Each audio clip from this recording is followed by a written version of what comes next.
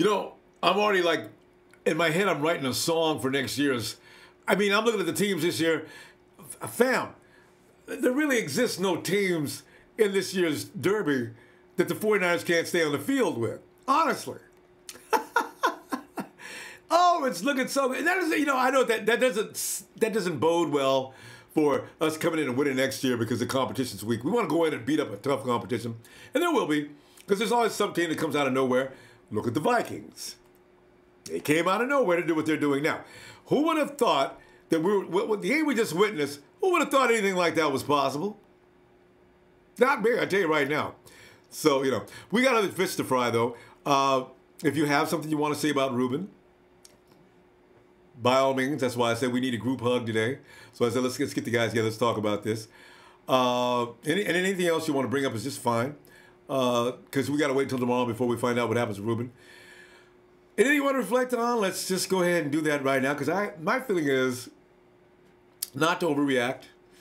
As they've already said, the bail set was pretty puny. Somebody went as far as to say that Reuben was tested for his blood level content of paraphernalia. And they said he didn't have any. Now, I don't know where that report came from or where the person that was writing that up said it, but it was just somebody on social media. So we'll have to wait and see. I just wish it just wasn't happening. I know. We were moving along and so smoothly and everything was already bright. We're looking forward to the bright future. And boom! Okay, but I'm not going to overreact. I'm waiting until tomorrow. Find out what happens. All right. Meantime, I'm coming over to check you. Hey, Jack! Be nimble. Jack, be quick. Jack, jump over the candlestick. Jack, what's up? Yeah, baby, that was amazing, man. That was awesome. I loved it. I was just as excited as you, bro. Wow. That's good what an football. ending, man. But that tells you right there, that defenses win championships, and we need to go D, and more D this offseason. And the draft. Fuck it. No argument for me, Everybody's Jack. talking about these wide receivers. I agree with a couple people, and I mentioned before, I said, let's go O-line, and I don't mind getting that guy, Quentin Nelson, and plugging him in as a center. Fuck a guard, put him in as a center to push that pocket, but I know he might be a little slow, like you guys were saying, might not fit the system. I want to go defense, and man, Case Keenum ain't nothing compared to what we got at the QB position, let alone the whole offense, because Jimmy Garoppolo makes everybody better around him, and they're just going to keep getting better. Getting better. That's right. And that's the bottom line right there, Jack. You're right. They look good going out of that season. They're going to look even better than that about midway through the season next year, too. Oh, yes, they will.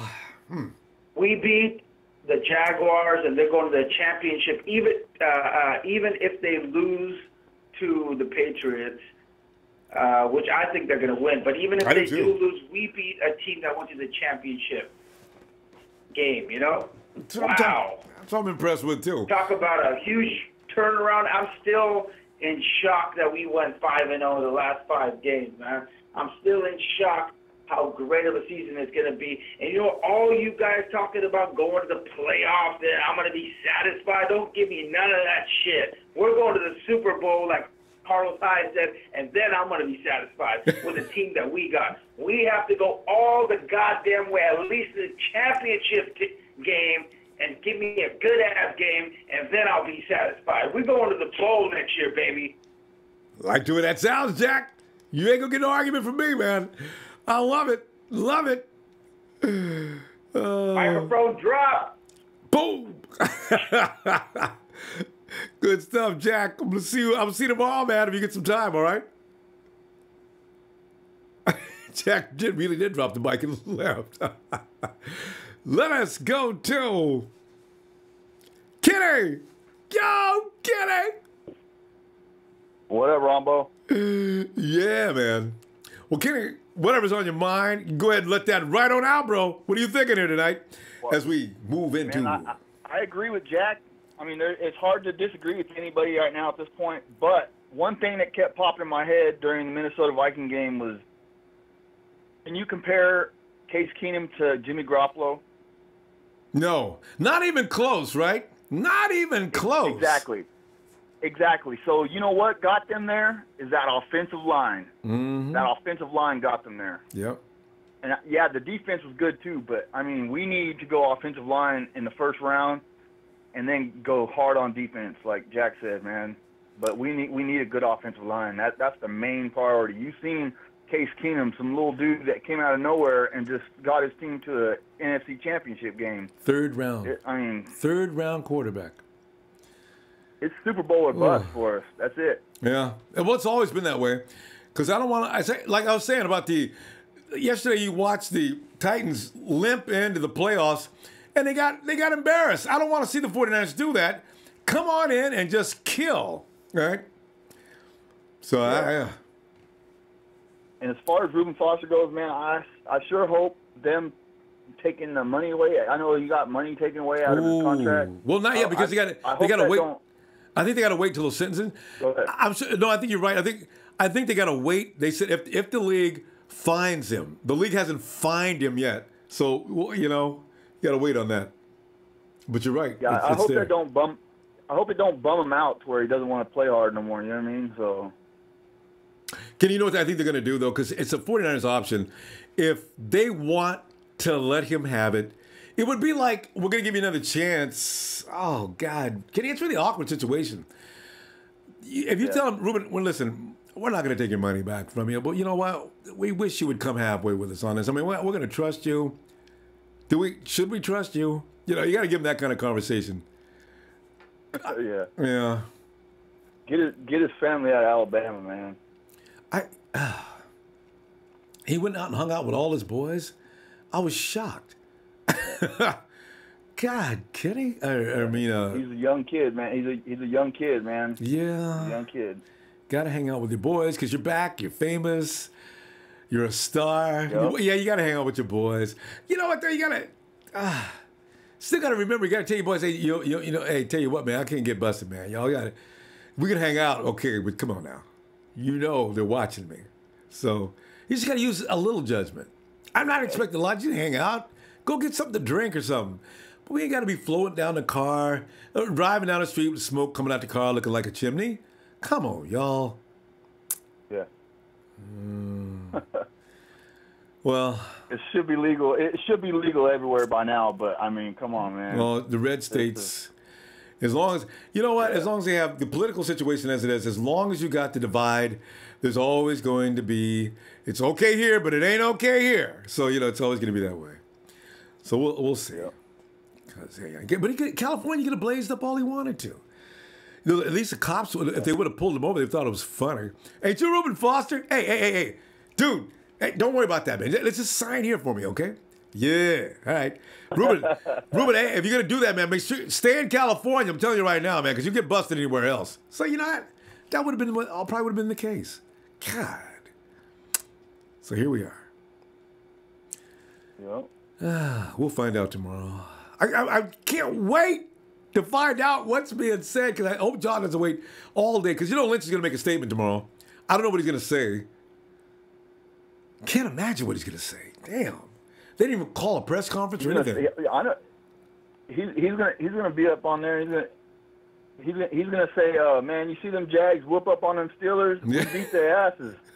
That'll be John Lynch. He doesn't want to talk about the Reuben Foster situation. Wouldn't that be funny? He just sort of avoids it because he's gonna have to dodge a little bit because they've got some things they need to talk with Reuben about first before they start letting the media know what's going on. I bet you that is the case. So we'll see. Yeah. Dang. All right, Ronbo, I'll let you get on with somebody else. Yeah, right, Kitty. Delighted to talk to you, man. I'll talk to you tomorrow, right? All right, go Niners. And speaking of, let's go to Nighthawk. Nighthawk! What's up, Rambo? What's going on? Hey, you lost some volume there, Nighthawk. I was ready. I was bracing myself up, man. Usually like it's a kick of a mule. You, Nighthawk! Yeah, what's going on, man? Yeah, I'm just sitting here worried about Reuben a little bit. But, I figure that the way the things are going now, it'll probably shake down to be... I'm just hoping it's not a couple of games suspension. Or 2 or 3 games, or how many games it's going to be. because we need Reuben for every last one of them games. So, you know, what's going on with you? Well, sometimes people do some. I mean, I wish he didn't do that. I just wish he just stay out of trouble. It's like asking for too much. We almost made it. Well, no, we didn't almost make it. It's only been a couple of weeks since the season ended, so I guess we were nowhere close to making it. We'll see. I just, you know, if the fine was so small, Nighthawk, I got a feeling it was nothing but a dub laying in a seat or something, and they just got, oh, Reuben, we got you now. We got to write this up. Why? I'm Reuben Foster, man. Bama just won a championship, and I got to get rolled up today? You know, so I don't know. It's just a sad thing. Yeah. Yeah. But like I said, the Vikings games, that was a close game, too. Yeah, sure was. And I would have definitely picked the Saints in that game. They were actually, the Saints almost did win. So, you know, it's crazy. So anyway. Yeah, now it's gonna be the Vikings and the Philly. Now, well, you got to wait. Vikings and Philly, but God, what a Super Bowl. It could be the Vikings versus Blake Bortles. Case Keenum versus Blake Bortles Super Bowl. That will be hilarious. Man. That'd be funny. Might not be funny. Next year we're going to Super Bowl next year. I know it. You know I know. Yeah. It's overdue. It's going to be up there. I can't wait. We're going to get 6 rings. What? Oh, 6 rings. I know. Hey, see, this is why next year's so important, and why somebody has got to take Tom Brady out this year. Well, I mean, I like Tom. I don't got anything else, but he cannot win a 6th ring. That means he came from behind, snatched us, and zoomed right on past us. Oh! No, we can't. So I'm hoping the Jags beat the crap out of them. Yeah, I know, huh? We're gonna be Jags fans next week. Can you imagine? Jags fans. And the Jags win the Super Bowls. I agree with Jack. We're going all the way. Could be. Depends on who we pick up. Because we lack in a couple of areas. Like I said, we got to have a pass. We got to give more pressure on that quarterback. Gotta. Pressure on the quarterback. See what happened to Nick. You watch today, you see, Breeze was in trouble most of that game. The Vikings were all over him. So, you know, most quarterbacks aren't as good as Drew Brees. So if you get a good rush, you can handle the rest of the league until you get to Breeze and Rodgers. You can't blitz Rodgers. There's a couple of quarterbacks you got to worry about. Russell Wilson's still going to be a problem. But for the most part, you can sweep right through the league if you got a hardcore rush. Got to get it. Boom. Yep. Bam. Can't wait till next year. Yeah. Well, Nighthawk, I'm going to tell you what, I'm going to look for you tomorrow, man. Okay, go Niners. Wait, hey, let me get this straight. I mean, I don't want to see Tom Terrific get a 6th ring, okay? Hey, let me make this clear right now. There's no love for the Jags. None whatsoever. But there's no love for the Patriots getting no 6th ring either. So that's why next week, Jags must win that game. Hey, let's go. Hey, go hard. Reuben,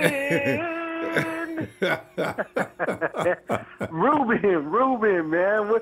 Ronbo, when you announced that, I'm listening to the Red and Gold show, right? Yeah. And I'm like, what? What the hell? What the hell is he talking about, man? What's going on? I jump on the Google. I start looking around. I said, oh, no. And I just heard it in your voice, the tone of your voice, the rest of the show, man. Sick. I felt it the exact same way, Ronbo. It just killed it for me the rest of the day. Man. I was up all night, just like you, hoping that it was going to come out as some fake news. I was just like, really, can we just, we can never just win one time for reals, like, already, though? Like, we just started the goddamn off season, man. 2 weeks. 2 weeks into the off season, fam. And heaviest, I mean, it was trending heavier than any other news.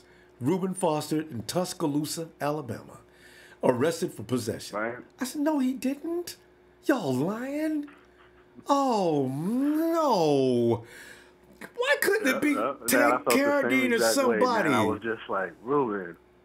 What it was, Ronbo, is that he was real excited to get back to his home, to get back to his Bama boys and show them how we do it up north, to go Cali style, you know what I mean? He wanted to show them that Cali, you know, that herbal essence that, you know what I mean? I know. He was real excited to get back and show his boys, man. He got caught slipping. But go ahead, man, I've been seeing the people on the comment the section and the chats talking about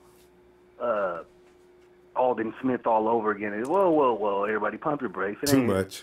It ain't that serious, you know what I mean? It ain't gonna go in that direction. Like, dude ain't an alcoholic or nothing like that, you know what I mean? Running guns. I have no idea what Alden was doing. Yeah. But go ahead. Why couldn't they stay in one place? Why you got to go get in the car? Since I'm thinking, you know, that's why y'all can't just stay in it. Nobody's gonna come in the house or wherever you was. Why can't you just stay there? Oh man. Man, like I said, I think he was just excited to go and show his boys what we working with over here. You know what I mean? But I mean, that's just me being silly. But no, but it's true. Man, I think it's going to be at least a 4 game because I know when he got that diluted sample, I know they put him on that substance abuse program already. So he's going to be looking at something like that. What I'm expecting, what I'm seeing happen. Hey, remember that dude that played wide receiver? That wide receiver we got a few years ago, they gave him a 6-game suspension. That dude, he wasn't no good. But it's probably going to be 6 games. I hope not. I hope 4 at the max. But I mean, this can be the reason why we might see Brock Coyle getting re-signed back to fill them games in, since he proved that he can be a starter or work somewhat average in our system. So yeah. He was going to sign him anyway, though, because he's on special teams when he's not playing that position. But damn, God. Yeah, I was just like, man, really? So that's all I wanted to call, and I just had to call in and put my 2 cents in about that. I mean, at the same time, it was a nightmare. I thought it was kind of funny, but it's just kind of like, it's one of those things, man. Just obviously we don't know him personally, but just from what we've seen in his character, like, everybody's really down on him, but just imagine how he feels on how he let everybody John down. And Kyle down. I'm pretty sure he feels just as bad. That was an accident. I think it was an accident. He got, like you say, going back home with his boys. Hey, yo, what's up? And they got crazy. And the first thing you know, this. But go hard. Let me ask you a question. Do you think the 49ers are now going to look at guys like Roquan Smith, some other people? Man, that crossed my mind instantly, Ronbo, when I heard about the news. I said, oh, we're probably going to draft another linebacker. But then I had the whole night to think about it, and I don't think so. We definitely not in the first, not a replacement, definitely we won't see in the draft. But, I mean, we probably will see somebody who's going to be groomed. But I don't think they're going to give up on him or have doubts or have like a backup plan or whatever you might call it for him. I think, John knew what Reuben was about. I think me and you even talked about it before when we were talking about Ray getting kicked off of the team and how Reuben was his draft party was sponsored by the vape company and how, Reuben's, he's a real silly, goofy kind of guy. Like he knows what it's about. They obviously know, his ideal or, his preference of medication or whatever you want to call it, but it is something that I just think it's just you got to tighten it up now, baby. You slipping, like you can't do that. Don't make us look bad, like and I think he really feels bad too. I really feel, I think he really feels it just as hard as management and us as the fans do. Yeah, I think so. I think that was a slip. Because John knows he's doing that, but he figures he'll keep it in hat. You know what? I understand that Warren Sapp used to have that problem, and John knew about it back then. I wonder if, we got to wait till tomorrow, though. Hey, and Ronbo, you got to remember, man, when they were talking about Kyle in the beginning of the season, they were talking about, what kind of music. Kyle's a big Ziggy Marley and Bob Marley fan, man, and I could see Kyle, I could see him putting one up in the air and getting on the playbook one time and getting to the X's and O's. Because they don't call coaches in. You know what? You know what I mean? Phil Jackson used to. I understand that Phil Jackson and Dennis Rodman used to blaze up all the time. I believe it too. I wouldn't put it past me, man. I wouldn't doubt it. He looks like one of my boys. Shit, you know what I mean? I know. Telling you, man, Phil. I knew he did too. I said I believe it too, because Phil Jackson's way too cool. Yeah. All right, go on. Tell you what I'm gonna do, man. I'm gonna look for you tomorrow. Okay. Yes, sir. Yes, sir. All right, fam. Have a good night. All right, everybody. All right. Yeah. All right. It's Power 49er. Ronbo, what's going on? Power. It's pain and joy. It's a terrible feeling. I have the joy of knowing the 49ers have taken the next step. I have the pain of Reuben forgetting who he was when he went back down to Alabama. It's a weird feeling. I know it's going to be all right. Dang. Yeah, it's going to be all right. It's going to be all right. Yeah. It's going to be all right. Look, I think we got enough to cover if you got to miss a couple. Yeah. God. And we do. I really feel like maybe he could be. You know, we missed a lot of games with Reuben this year, but we didn't win any of those games. But we didn't have Jimmy G though. Yeah. Man, I just got off the phone with a Patriots fan. Yeah. And he was all excited about we're going to win 6 Super Bowls, just like you said. I said, man, I hope you guys lose bad. You know what? They better take the Jaguars seriously. The Jaguars are scary. Yeah, definitely. You know, the Jaguars. Definitely. Because Tom ain't gonna have no time to be. Hey, go ahead. Definitely. Yeah. Definitely. I just wanted to call and give you a shout out. Let you know that I've been still listening. Yeah, I appreciate your Power 49er. See you, man. See you what. Problem, bro. All right. Keep doing your thing. Thanks, fam. I'll be looking for you tomorrow if you got some time, all right? Yeah. Yeah. All right, fam. Have a good night. You too. Be blessed. All right. So tonight, we're like licking our wounds and wondering what happened. And because you know, it's so funny because I'm talking about Reuben Foster, but I'm thinking like, what is the action the 49ers going to take next week? We speculate on that? Because overemphasizing and overreaction is probably going to be the thing, right? And then tomorrow when we check things out, and it says Reuben Foster will only be hit. You know, the fine messes his money up. It's like, did Go Hard, was he the one who mentioned that? Oh, there was Kenny. Says if he loses his incentive money or his whatever money they had on there for him, if he stays out of trouble, does it bum him out? I hope not. They can't take it all the way back. You know what? Give him a second chance and line it up in a way where, Reuben, we're not going to take it all from you, okay? We're not going to do that. What we are going to do is this. This clause, this clause, and this clause, and this clause. Reuben, you can do this if you just would. And that makes Reuben feel good about a second chance. He needs a second chance. This is a third strike. Oh, Reuben! Okay. Moreau! Hey, Ronbo. Moreau, how you doing, man? I'm all right. Yeah. What's on your mind, man? Yeah, I'm all right. Yeah. So you sound like I did yesterday after I heard about Reuben. It ain't no big deal. Yeah, no, that's all we can say. It ain't no big deal. God. You might get to spend probably 1 or 2 games at the most. That'd be nice. I could take 1 or 2 games. Maybe none. Hey, Moreau, now why would that be possible? I mean, if the NFL probably, if we might just take the fine because they have to P-test him if it's not in the system. Oh. You know, see, it's a difference. Did he get caught with it in his system or a possession? You see what I'm saying? Yeah. It gets broken down. So if it's not, if he take a drug test, if it's not in the system, then what can they say? They can just get him. So it might, that 4 games or 6 games might be broken down to 1 or 2. Appeal.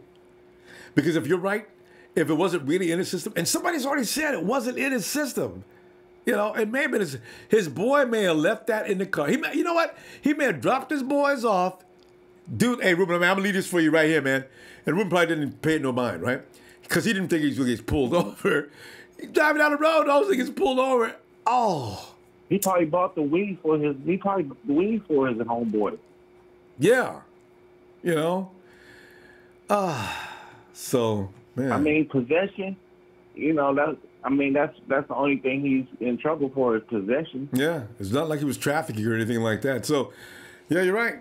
A light sentence. The NFL needs Reuben Foster, Moreau. They may need. Well, they need Tom Brady to the track. They gave him 6 games. But Tom Brady was fixing the game. No, different story. True. I'm just hoping they'll play. I'm just hoping they'll play favorites with Reuben. Oh, God. I'm mad about Saxonville. I know, right? I can't believe they got to beat Tom next week. We cannot have Brady going to get those 6 trophies. We'll never get it. I think Minnesota's gonna beat Tom Brady. I can see that actually. I wish Case Keenum. You have to trust him now, don't you? I do trust him. I didn't believe he was going to do what he did today. Well, I trust their defense. Yeah. He makes plays, though. No doubt about it. Play. I trust his defense. Yeah. Well, that's definitely going to be on point. But anyway, I don't want to talk about them. I want to talk about the 49ers, man. We're gonna work on that D. We're gonna build that line. And, you know, I'm keep saying that for 1,000 times. Secondary offensive line. I mean, because if you look at all year, that's been our weakest point. So I mean, that's the only thing I can see us fixing. Wait, Moreau, can we have an edge rusher? I gotta have an edge rusher, Moreau. I ain't got no edge rusher. Well, I said defensive offensive line. Oh, okay, I thought you said offensive line and secondary. Okay, yeah. I just. Man, did you see that? Did you see the Vikings defensive line, that edge rusher, and the Saints too? Both of them got edge rushers. I want an edge rusher. Oh man. Oh yeah. But I think this is what I think. I think since we got Ken Norton Jr., I think he's gonna mold Reuben Foster. He's gonna mold Cassius Marsh. He's gonna watch Cassius Marsh, man. No, I like him. I like him. I like him a lot. Cassius Marsh. We just need one pass rusher. We don't need 2 pass rushers. We just need 1. We could develop Cassius Marsh. He's quick. He can hit the corners quick. I've been seeing him get. Man, he got the Bortles. He stripped Bortles. Yeah, no. You know what I'm saying? He is. No, I got no problem. You know what though? I want 2 or 3 more in camp to compete. You know, all I mean is gonna make the team, but give me 2 or 3 more guys so they can push each other, so they can know if you don't. But I think Cassius Marsh should take. I don't think he should have to compete for his spot. No, Moreau. Everybody's gonna compete. Everybody's gonna compete because it brings the best out of a ball player if he has to compete. So you know, he don't come out there any one day lagging. Every position. Only position should not be challenged. It's going to be Jimmy Garoppolo. Ain't nobody going to beat out DeForest Buckner. But say, I'm going to tell you a secret, Rondo. I'm going to tell you a secret real quick, Rombo. Please. I'm going to tell you a bulky secret where he messed up at. You know, we could have had one of the best pass rushers unknown. I remember we had a guy, I forgot his name, but we had a guy in the preseason. That man was leading the whole preseason in sacks. And we did not put him on the roster. I know what you're talking about. Do you remember that? Yeah, I can't think of his name right now. Go to the chat. He was in Jacksonville. He was a white boy. Yeah, I know. He was in Jacksonville last. And what was his name? So wait, what was his name? God, now it's going to drive me nuts. But he was good. But you know what? He couldn't defend against the run. That was the problem. And so they just let him go. If you see a player lead the league, if you see a player lead the preseason in sacks, why would you not keep him? Yeah, because when it's time to pass, you throw him in. Throw him in there. That's all they do with Elvis Dumerville is they just put him in for pretty much a pass rush. So you know they could have kept him. He was better than Elvis Dumerville, right? Today Elvis Dumerville. He's better than today's Elvis Dumerville. I can tell you that. I agree. He was crazy. He was crazy good. So yeah, I was like, who is this guy, man? And then I was like, we didn't sign him. I didn't understand it. He didn't either. Well, you know, they cut him, and he went, as I say, they picked him. We had him on the practice squad for a few minutes because they was trying to train him. I guess he had a real problem with stopping the run, and the run was a big problem back then, right? So they said, if you can't stop the run, we don't have a roster space for you. We got to stop the run. So... But it's a passing league now. You might as well go try and find them. It's a passing league now. Well, Moreau, I tell you what. Let me see tomorrow, Moreau. Hey, but you ain't got to pay him that much. Yeah, I know. Well, Moreau, let me see tomorrow because we're getting filled up here. So let me see if we get some more folks in before we say goodnight. Thanks for calling, Moreau. All right, Ronbo. Yes! Be looking for you tomorrow, Moreau. All right, see you tomorrow. All right, fam. And all right. And, hey, Gus. What's up, Ronbo? Yeah. Well, Gus, just kicking back here, and of course everybody's worried about Reuben. So, if there's anything you want to get off your mind or say about our was that guy talking about? Was that guy talking about Marcus Rush? Yeah, Marcus Rush. Yes, it's Rush. Rush. I liked him. I liked him, man. He was good, but like you said, back then they didn't stop the run. And you can't stay around if you can't stop the run. But you know, he's not in the league now. I wanted to see what you think, Ronbo, about what the Niners should do. I think they should think about even if Reuben only misses 1 or 2 games with suspension. I think they should think about long and hard, especially if they sign a Ziggy Ansah or Lawrence. If they sign one of those, I think they should go ahead and draft Roquan and let him take over, Roquan Smith, and let him take over for Eli Harold, man, because I've seen enough with Eli. He's not good enough. I guarantee you, I'll go along with that. Roquan, hey, but you know what? Your Sam linebacker needs to be a big man. Your Sam linebacker is basically an outside linebacker. So how big is Roquan? He goes about 228. Roquan needs to gain some weight for the NFL to begin with. Yeah, he's a little small. But I've just seen him making plays all over the field. So I was like, he could use another one of those, regardless if Reuben stays healthy or not, or gets hurt or suspended or not. Man, he's a good player. But I hear you. Yeah, he needs to gain some weight. He can still play in the league. He just needs to gain some size. He needs to go about 238, 240. He'd be better off. But he's at 228 now. He's quick. So, you know, we'll find out about him because I wonder who's going to pick him. But, yeah, I'm looking at Roquan. And is he the number 1 rated linebacker in the college ranks right now? I think for sure, yeah. For sure. I mean, there might be some other guys that have the skills, like, you know, combine workout warriors. But as far as production, man, he's at the top. Said he's the most – they describe him as the most scariest player in the college ranks. He's an animal on the field. He's playing like a possessed, you know. That's why I've got him posted up. I was watching film. You see, I think they had the camera on him when they were playing. I forgot which team. They were up 40-something to what, and at the players on the sideline because they let up a touchdown. Warrior and a leader he is. So yeah, he cares about everything. I watched some film of him yesterday because everybody's talking about him last week, and I said, let me see Roquan Smith. Who is this boy? And I checked him out. Oh. Now I see what y'all was talking about, boy. This dude can play some football, but you know. Pass rushers. Oh, but I still gotta have a pass rush. I want. You can have enough pass rushers. I think that's the clue with playmaking linebackers. You can never have enough of those. I know, you know. Whew. But Arden Key is, I understand, a problem child off the field. Bradley Chubb is not going to get down to 9 or 10, so they gotta do some real good searching. But I hear you. We need to go defense, man. Jimmy G has everything handled on offense. We don't have a problem with him. Yeah, and they can get a few more people on offense, but they don't need to go whole full scale bunch of changes. I agree. I think we need to go defense.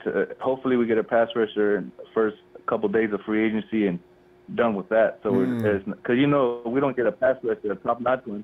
It's like a glaring need, and they're going to know what we're going to do on draft day. So you don't want to go into draft day doing that. Ziggy. Because DeMarcus ain't leaving Texas. Everybody, we can get DeMarcus. You're not going to get DeMarcus. He's not. They're not stupid in Dallas. You're right. You're right. But there's a slim chance, so you never know. Real slim. Paper thin. Oh, man. What would the Cowboys do without him? They would be meat next year. That's why I can't imagine them letting him go. But, you know, like you say, they don't make... How are the Cowboys with the cap space? Can they afford to keep him easily or no? Yeah, they lost some players last year because of cap space. They lost one of their offensive linemen. You could be right. We might have a chance. Yeah. Could be. Go ahead. Could be. He's gonna have a lot of competition for him. We're gonna have to pay top dollar. Yeah. We might have a chance if they're not that much cap space. We'll snatch them up real quick. Come on, somebody said the other day, brick by brick, real quick. I like that one. Yeah, I know. Boy, I tell you what, we're going to see about that because I tell you, if they say we got, man, DeMarcus, talk about celebration day. Oh, God, we got ourselves a real live edge rusher now. We got to wait. You know how the feeling is when we stay on the field at third down after third down on offense, we keep converting. I know. That's the same feeling with the pass rusher. We get somebody like him, we get off the field real quick. And he gets rested. That means he comes in fresh. Because Jimmy G will keep a team sitting down. He'll keep an offense, the opposing offense, sitting down all day. That's the way we beat teams last season when Jimmy came in. You never got on the field. Ronbo, if we get Ziggy Ansah or Lawrence, we might keep the ball for 40 minutes out of the 60 every game. I'm telling you. Because your team can't move. And Jimmy, you can't get him off the field. We'll be having a party time. In the Niner Empire streets. Look at them. They got control of the game. The other team can't even play. Yeah. That'd be nice. Really would be. Hey, if that happens, we'll be in the single digits for sure in losses. There's no chance we don't get double digits. We're in double digit wins if we get one of those guys for sure. You know what? I see that anyway because the 49ers now are hard to figure out, and people don't know it. But Kyle Shanahan has only exposed probably about a fifth of his playbook. These people don't know. They think they've seen the best of what's going to happen. The receivers wide open. Wet behind the ears, and he's doing all that. He won 7 games in a row and he didn't even know what he was doing. G time. G. We got to wait. Tell me how you really feel about that one. I'll tell you in March, though. I'll tell you right now, guys. If March comes, I'm going to be like off the hook. Depends on who we pick up in free agency. Because I'm going to be sitting right on the wire, man, even if I'm staying up all night. Because like I said, man, they ain't sneaking in nothing I ain't going to find out about first. Soon as I see 49ers. Might have to do a 24-hour show that day, Rumble. We have to, man. A marathon 49er radio. Hey, tell you what, boy, coffee and everything. Sitting here in my pajamas. Yes, indeed. Go. Guess I gotta go. All right, man. I'm gonna let you go, Rumble. I'll let you get to the rest of these callers. Thank you, man. Appreciate you, man. Niners. Yeah. Talk to you later. And we go to Sean the jeweler. Sean. Yeah, buddy. How we doing? Sean, I'm trying to. How we doing? It would be good, Sean. The thing is, there's so many good things happening. Even Reuben's little faux pas is only causing so much misery. Yesterday, I was about to pass out. Even everybody was stuck. Ron, man, come on, man, you can't be passing out, man. Come on, you sounded like he's about to start crying on the radio. I said, I almost did, man. Come on, what they got my boy Reuben up on? No, God, no. So yeah, I'm recovering now. It'll be all right.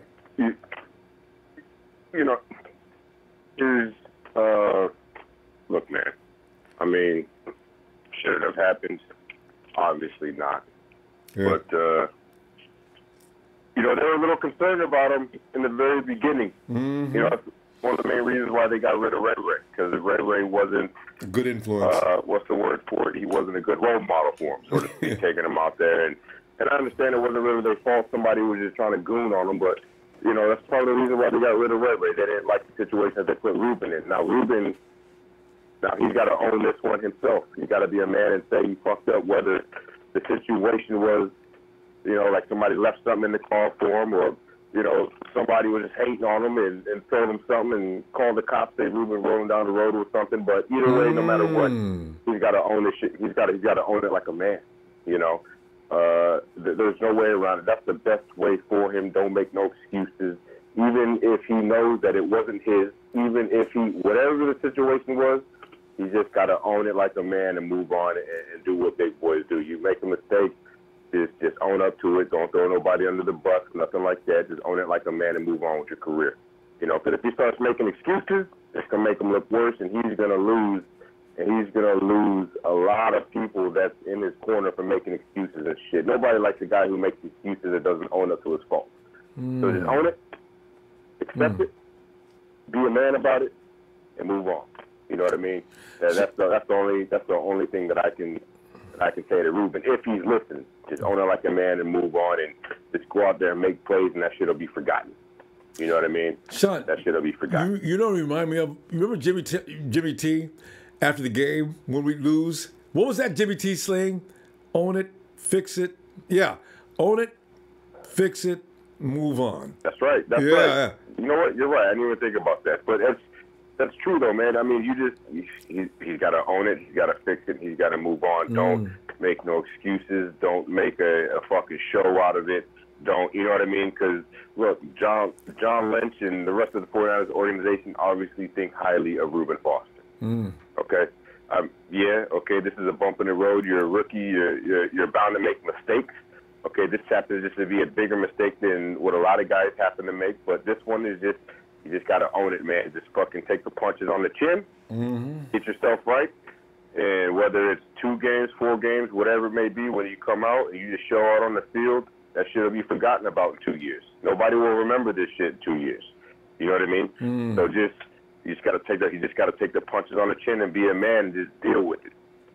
That's just how I feel about it. You know, and I'm not upset with him for, possession of marijuana, because there's more people than we know that do the do. Oh, you know what I mean? I mean, without a doubt. I mean, some of the most elite people in the world, that's what they do. Okay, whatever the reasons are, whether it's for medicinal reasons or they just like the way it make them feel or whatever the fuck it is, that's their prerogative. But all I'm going to say is just take the shit on their chin and move forward, man. That's all. That's all I can say to Reuben. It's a part of our culture now, and I really wish they would lighten up on the laws.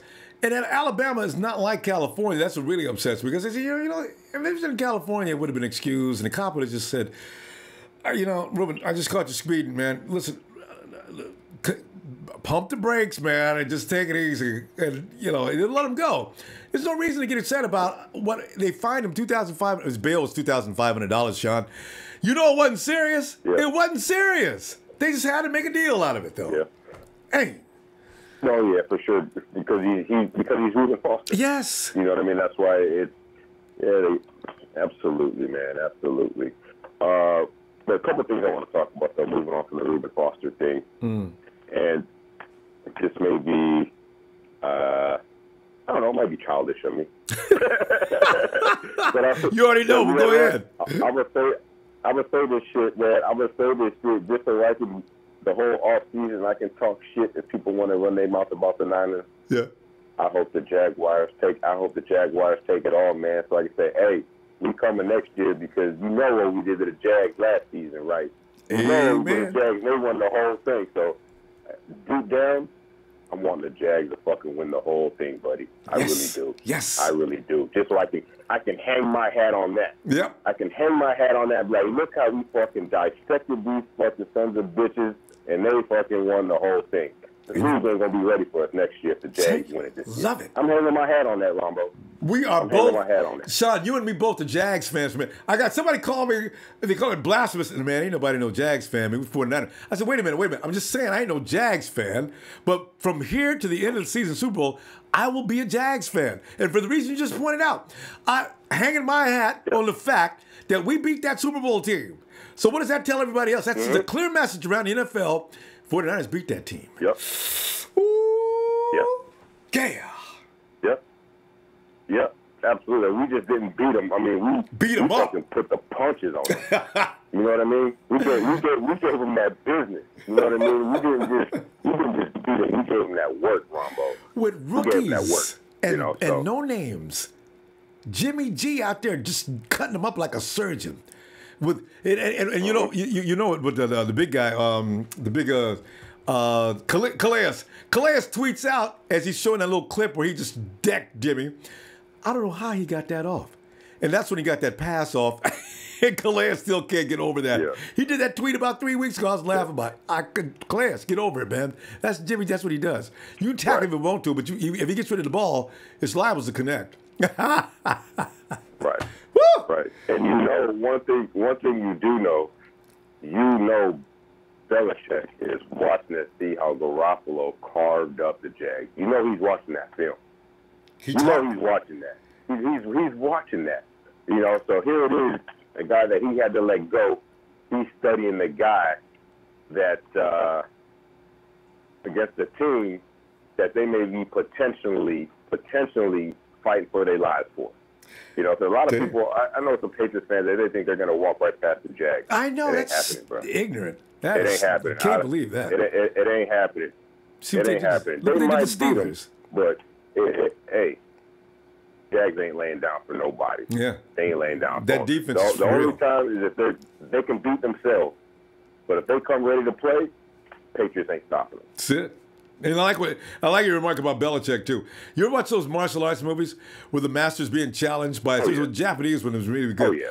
The master's challenge. He said, I taught him everything he knows. You have no chance. And the master knows he's the only one that can take him down. That's why this is Belichick versus Jimmy G. Woo! Super Bowl next year. That's what the table would be set. Go. Yep. And if it's, I don't know when I called it, maybe a few weeks ago, but Patriots and us in the Super Bowl, and I'm telling you, when Jimmy G wins that Super Bowl, Brady will retire. Yes. That will be end of the era. He would have to. That will be end of the era for the Patriots. Have to. Yep. That's it. They had their run. They had a nice, strong run. Yeah, and got took out by the kid. Sean, we got to go. Let me talk to you tomorrow, man, if you get some time, please. Yes, sir. All right, Sean. Over now. Yeah. Yeah, Sean bringing the truth. Crandall James, Hackensack, New Jersey. What's up, Crandall? What's up, Ronbo? First time caller. How's it going? Hey, all right, man. How you doing? I'm doing good, man. We talking about the Super Bowl got me excited. I tell you, man. It takes over all the poor Reuben is going through right now. It kind of removes that knowing, but here's the bottom line truth. We need Reuben to get there, James. We need Reuben to get there. We got to have him. I hear you, man. I hear you. And there's a lot of speculation about what the Niners are going to do in the offseason. I think we need to really focus on that defense. Because if I've seen anything during the playoffs, it's that you can win with a mediocre quarterback with a good defense in the playoffs. That's right. You already got a good quarterback. You build up that defense. We're right there. Yes.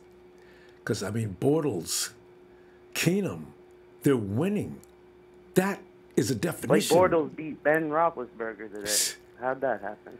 Does not happen on a normal day, man. I'm telling you, man, that was crazy. And like you're saying, it was that defense that saved them. How many turnovers did the Jags get? They picked off Big Ben, twice? Got a fumble as well? I think they had 2 turnovers, but they led to 14 points. So that's the difference in the game right there. Sure is. There it is. We got to focus, like you've been preaching. I hear you talking about getting an edge rusher. Oh. We really need that. And then you go and get a corner, and we're all set, man. Because you have a star at all 3 levels. Like we already have, what's his name, Buckner. Oh yeah. On the D line. And he needs somebody to come off that edge. Superstar right there. Yeah. Reuben, if he gets his act cleaned up. Yeah. You got a superstar linebacker. Yep. Pair him with a great corner or safety, or go out and get somebody. You know what I'm saying? And you got Malcolm Smith over there to reinforce whatever Reuben does, because Malcolm Smith is death on the run. So see that absolutely. All the pieces are in place. We just need to add a couple of more and get ready to dominate. And we got the most important one. That's Jimmy G. And we have a mastermind head coach. So ain't that get that defense up, baby. We're talking Super Bowl, and we're not crazy for doing it either. It's right. You know what? Probably about midway through the season, because right now I'm just a little concerned or worried that we're going to get the right pieces. But I'm with you, man. I'm telling everybody that believes we're going to the Super Bowl next year, I will be so hollering on your train, man, because everybody asked me 3 weeks ago, I said, well, we need it 1 year. We got to get everything out together. We got to get the players. We got to get in sync. We got to get time, and people got to get familiar. I was going on and on with every excuse I could, when really it was stemming from just a little bit of worry. But if we get these right people, I ain't going to worry no more. Oh, yeah, it's just a few pieces too, man. It's not a lot, man. We did the heavy lifting this year with the draft, the free agent pickups we made. we just need a couple of difference makers. I think we're in it, man. Mm-hmm. And depth. Since we get wiped, since injuries are such a part of the game, and we had quality depth this year because the depth is what ended up playing the season. You know, you got AC out there playing over the top in the secondary. You know, what was that? Oh, well, Dante, Akello Witherspoon. Look how he came on. Witherspoon. Third round pick, man. 7th round pick with AC. He looks like another star in the making. So, like you said, man, we just got to make sure we get those guys. I wouldn't be opposed to trading back in the draft either. Just, add more depth, like you said, more young talent, back up on that defense, and we'll be set. Mm-hmm. And I'm telling you right now, you know some of the players we have questions about? Since the 49ers have people like Kwaski T and, you know, you got AC, there's people that could be given away for draft picks. I didn't know. Did he say? Investigate, start naming names. If you had that option. We got Armstead, too, man. Maybe a team who it. plays the 3-4 might want him. Draft give a picks. 3rd, 4th round pick. Yes, indeed. He's a first-round pick. You have to think about that trade. How about Jimmy Ward? Shh, don't tell nobody I told you that. But how about Jimmy? I don't know if anybody wants his hurt ass. I'm just playing. You know why I gotta stop doing that? You know, because I know them dudes catch me, man. Hey, man, I heard you talk about me, man. Because I got tweeted by Mike Davis. I didn't even know I was still following Mike Davis. I was talking about Mike Davis like he was a dog. And Mike Davis sends me a tweet. So why do you follow me? Oh, I forgot I'm still following Mike Davis. He sees me talking about him. So, you know, you got to be careful. Jack Crandall, we gotta go, bro. I'm gonna tell you what. Come on back to Red Gold Radio. You know where we at? Monday and Tuesday, Thursday and Friday. Okay. All right, man. I'll see you later. All right. Have a good night. Later. And we go. Hey, let's go to Tony, the legend killer Orton. What's up, Ronbo? Tony, I'm telling you right now, man. I'm getting ready to see if I can go down and visit Reuben. I'm going to fly over. You want to join me? Because I'm going to see if I can visit him in there. Because I understand we got him in cell block 3. And visiting hours are between 6 and 9 p.m. You down? All right, before we go on our quest to Alabama, DiBiase is alive. He's alive. I'm sure DiBiase was always around. I know. Yeah. Hey, Sean, I told you were staying away too long, man. You've been missed. He was in the other day, though. You caught that, right? Yeah. No, I was listening back in the replay. Yeah. Yeah. DiBiase is definitely back. And he explained, and I was right. DiBiase, he's you know, when a little girl is 3, a little boy is 3 for that matter. When they're 3, they don't tend to want to listen. So you know, he was saving us because the little girl was probably out of control at times. So he didn't bring that in. So we got to appreciate him for that. Yeah, for sure. Yeah. Yeah. Regarding Reuben, though, I was actually going to jump back in the show when you broke the news. This is my take on it. Reuben has had infractions like this before. All right, he already got popped for weed before the draft. It's well known. He got into a verbal argument with the X-ray person at the combine. Now this, and on top of that, there were some rumors that back at Alabama, Nick Saban had to hold his hand a lot. Ronbo, my thing about it is people don't tend to change. However, the severity of his let's just say recidivism, if you want to call it that, is not that bad. If anything, it's consistent, but it's not consistently severe. What I mean by that is with Alden could legitimately have killed somebody if he had ran his car into another car or somebody like that, driving around drunk.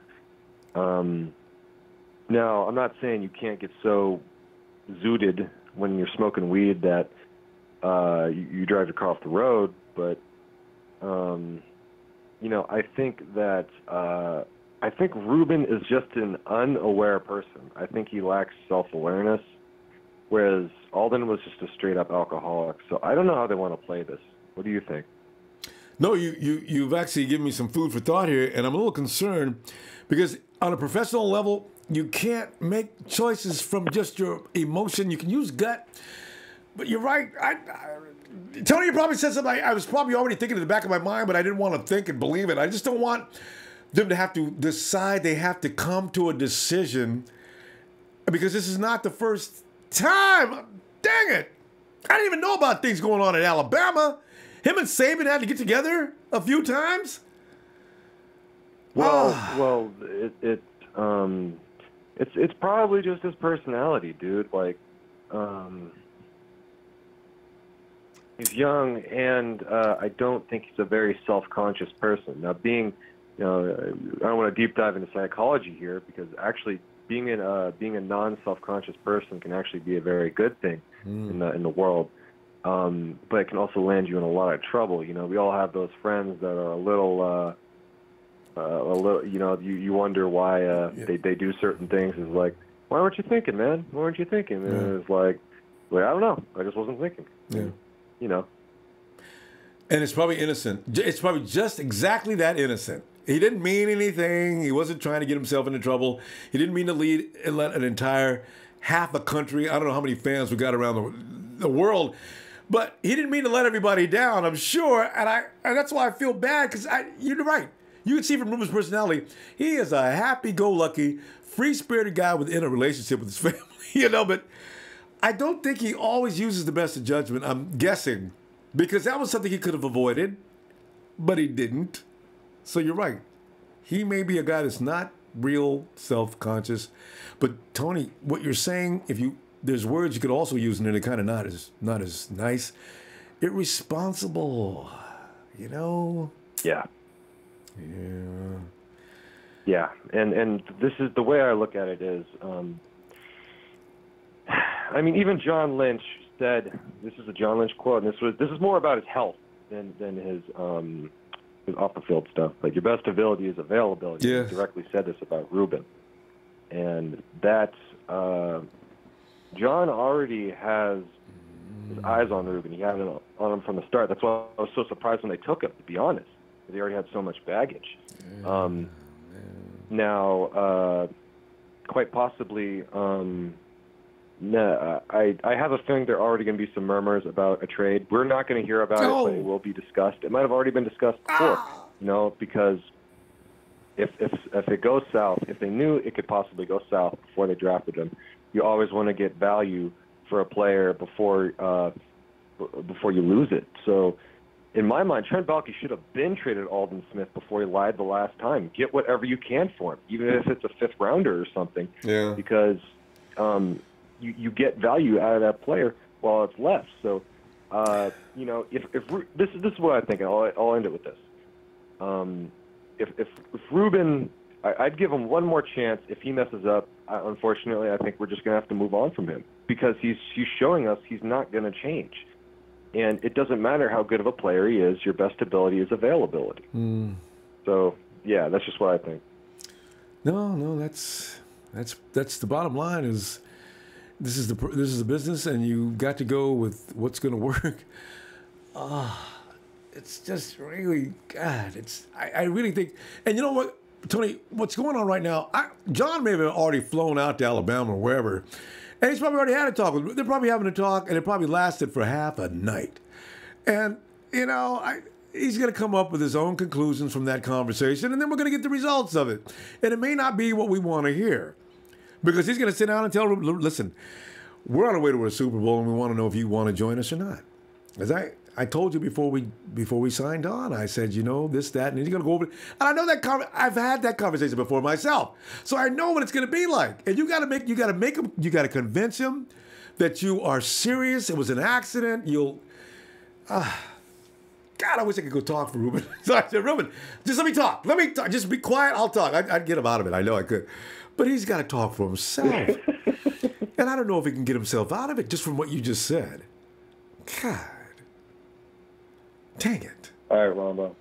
But before I go, I want a pass rusher, man. I want a pass. Watching this playoff football right now, I mean, come on. Dude. Made the difference. The NFL is predicated on QBs and pass rushers. That's it. It goes QB first because you got to pass the ball, and then you got to stop the quarterback from passing the ball. Yep.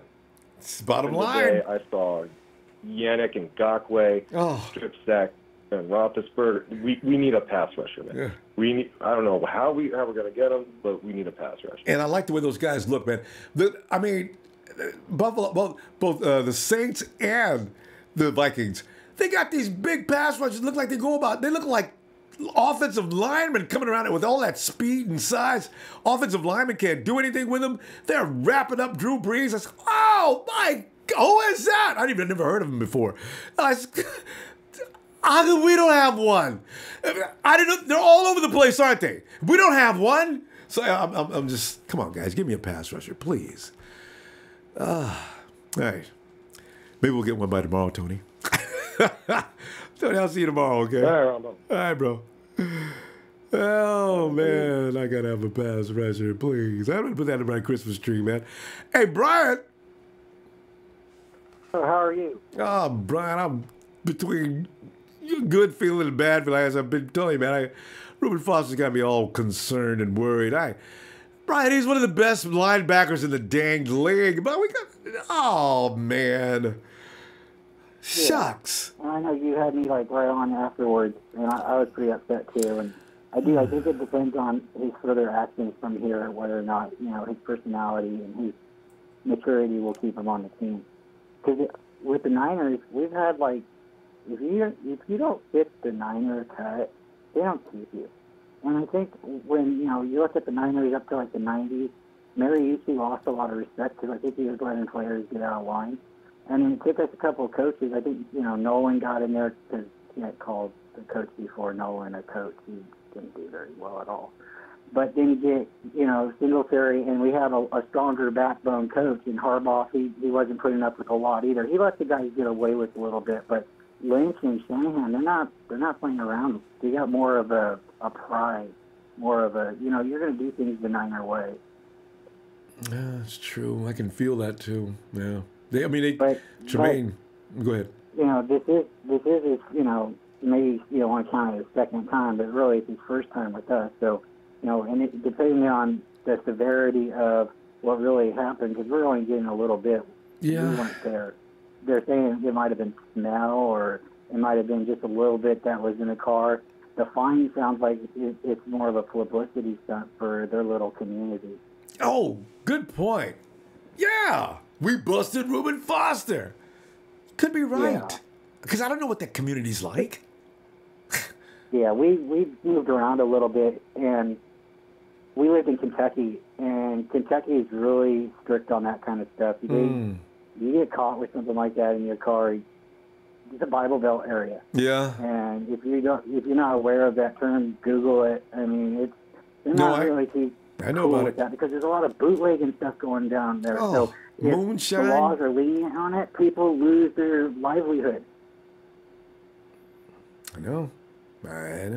So, but let's get back to football. I agree with what Tony said, because Reuben's he's going to have to do his punishment, But I agree with Tony and I agree with Sean. Super Bowl next year, Patriots and Niners. If Brady loses, he's out. That's probably the end of their dynasty. Belichick start writing it down. Who thinks we're going to the Super Bowl next year? Taking a tab.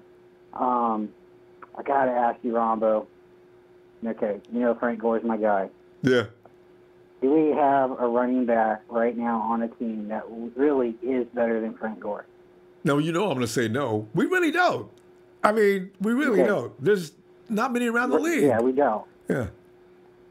And he signed for $12 million for 3 years in Indianapolis. So that's averaging like $4 million a year. Would you bring him back for a 2-year contract at 8 or maybe 7.5 or something? Did you say 2 years? Yeah. 2-year contract? Like 34, 35. Yeah. 2-year I know, like contract, Frank. let him get out if he wants to get out early. Because I don't know what he does to take care of his body. That would give us a gap, if we need to wait on Breda or wait on Williams. And you'd bring that maturity. And Frankie's good at catching on the backfield, too. I'd definitely use him as a third down back, if nothing else. And I don't know if the 49ers are going to completely abandon that idea. They may bring him back because they know that Frankie is going to create more positivity as far as from fans goes too. So yeah, you can talk to any number of fans, they'd all be in. Please bring Frankie back. So yeah, I've got no problem with that. I'm not trying to nail you on it, but gotta ask you, would he be a wasted roster spot? Now, see, this is the only thing I thought we had this conversation. I thought that's what I was saying. Will the 49ers yield a roster spot just for Frankie? And it's got to be for more than nostalgic reasons. Frankie can still contribute to the offensive push. So people have to see that. And the 49ers, can Kyle use him, though? Brian, let me ask you. Is Frankie a north-south runner, or is he a guy that you think could run in the zone? I think he's smart enough. He's been in the league long enough to be able to do anything. But when I used to see him in the game, he'd play, he'd get a couple yards, and then you'd see him, he'd get hurt or something like that. We used to joke, he'd twist his ankle or something, and he'd be out for a couple, maybe a couple quarters. Yeah. And then he'd come back in and he'd have that amazing 50-yard run or something like that, and he'd win the game. And classic. It's because he can see the holes and get through, and I think maybe he just gets hot at the right moment. But I think the leadership and the maturity he can bring, how he can block, he can come in on second, third downs and catch the ball and contribute 4 or 5 yards. Yeah. And right now, I don't think we have a back that's doing that. Maybe Breda can step up, but I don't think. I think like you have a veteran receiver, like Jerry Rice, and he brought players along with him. You have a running back who has that leadership ability, and everybody likes Frank. So, that's what I wanted to ask you tonight. And I don't think you should stress. I don't think anybody should stress too much about Reuben Foster. I think they're going to deal with it and look at it like he got hurt, like he did this year. He's only out like 1 or 2 games. We managed those games. Well, yeah, he missed 6 games actually this year. But under the circumstances, I wonder if Jimmy G was here during the course of the beginning of the season. While he was out, I wonder would have made a difference, because while Jimmy G was rolling, he was doing it. You know what though?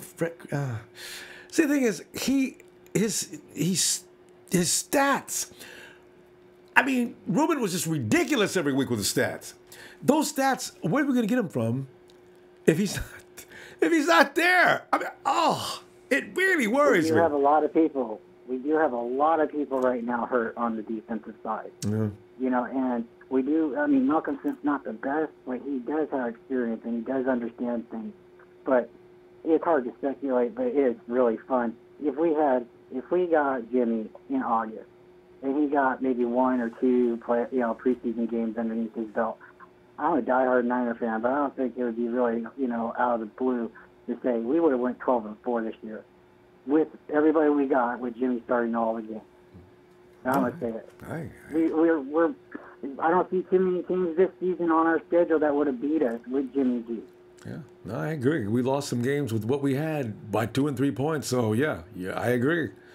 G would have definitely won those games. I'll let you go, Ronbo. Thank you for letting me on the show. Yeah. Shout out to everybody. All right. And I'm going to talk to you guys again next time. All right, Brian. And you have a great night, huh? Say hi to the fam for me. All right. All right. Good night. All right. Good night. Yeah, man. This is going to take... When we wake up tomorrow and we look at what's going on, I think we're going to be okay. I got to think that way. Because we're rolling, Pharaoh. We don't need any bad news right now. We need all good news to continue to come on in. It's unreal, huh? Latino heat! Latino! Oh, what's up, Ronbo? Yo, fam. You know what's going on, Ronbo? Fam? Yeah, man. How you doing, man? How's your Sunday? How'd you like the final that... It was too much fun, man. I tell you, I'm going to go watch... I got to go watch that game again, though, man, because that was really fun. Because I've watched the 49er games like 2 or 3 times every game, right? Because I'm going to do that all the way for God until next year. Because we got 5 fun games, and we got that one game, of course, that CJ won. We got 6 games to watch this year. Last year, we didn't have no games. We had 2 games against the same team. That's the only games you can watch and enjoy. This year, we got 6. Yeah. So anyway. But the final of that playoff game, that corner, he either played too soft or he was scared to lay a hit on that wide receiver. Which game are you talking about? Minnesota? The Minnesota on that last play. Oh, yeah. This is why I hate 2-minute drills in the defense. It seems to be a standard. Everybody plays a little bit prevent, or whatever else you want to call it. They lay back. They lean back out the way so that they don't, And I said, man, you know what? You need to keep playing like you were playing all game long. He's getting ready to toast you. And sure enough, Lorenzo, they get toasted. Just about every time. God. So I'm, That's crazy. Yeah. 7-9. So, God, it's been a new defense for the last 2 minutes. Have they said anything on Foster? See, I'm waiting on that, and I wish they would. And they're going to make us wait till tomorrow. I would not doubt this is a blue chip #1 defensive guy. I mean, I got a feeling John Lynch and Kyle Shanahan are with Reuben right now. Whether he's in Cali or they flew out to Alabama, I know they're all over this because they got to be thinking, oh, man, Reuben, here we are trying to fix things and sew it up with Jimmy Garoppolo, and I got to go out here and see what is going on with you. I'm hoping they're not too pissed and they keep a level head and, just figure it out. Yeah, that's what I'm thinking right now. Oh yeah, that's what I think. That's what I think. They have to settle down. Got to listen to the facts, because my personal thing on it is, why were you in Alabama in the first place smoking weed? But you can get it in California, technically, and without no problems. Yeah. Bring your boys to Cali, man. You can go down there and I don't know. These are all things that it's too late, Lorenz. That's probably it's too late to even think about what he should have did. Now, what's gonna happen is the thing. This is killing me. That's what I want to know. If he's gonna get a fine or get a 2-game suspension. I mean, my take is take the fine, don't even appeal it. Pay it. There you go. I know, but is the league going to be okay? It's Goodell. You know how he is. Is he going to be okay? Yeah. I mean, for a fact, they should just put him in. Watch him. Put him in. Of course, the 49ers they got Kenny Norton back. I bet you for some reason that's why Kyle Shanahan said, "Let me bring that guy back." He had a funny thing about Reuben Foster maybe messing up. You know what I'm saying? Yeah. Because we be thinking like, okay, the dude's you're going to the NFL, man. You're going to the NFL. You would think that would be enough to make him realize you got to watch, you got to do things a certain way, you got rules you got to go by. It's not that hard. You could have smoked at home. It's not like you have to quit your lifestyle. But you do need to monitor and motivate, actually modify a little bit of what you like to do. You don't need to go ahead and smoke it up. Hopefully you don't get called in for testing, but go ahead, but stay in the house. He couldn't stay in the house. He couldn't stay in the house, Lorenzo. Why couldn't he stay in the house? Why did that go? God, just stay in the house, Reuben!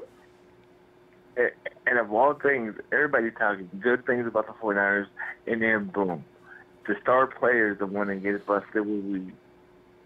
God damn. Still got to piss you off. See, because I'm not pissed because I realize he doesn't realize there's something Reuben doesn't realize. I don't know what Reuben was thinking. I wish I could figure out what he was thinking. I don't know what he was thinking. This is he's killing me. Reuben, what were you thinking? That's the thing. You get around your homies, you don't think, and they build you up, they hype you up. Oh, you root for Foster, they ain't gonna mess with you. You think Alabama don't know? Soon as they run your plate, oh, let's put them over. Put them over. And there you go. It could be all right. You know. You know that Alabama's racist over there, man. Yeah, I know. See, I didn't want to say that, but I know I got a feeling, because what if Drew Brees would have been driving down through there with a jig? Would they have pulled him over and rode him up?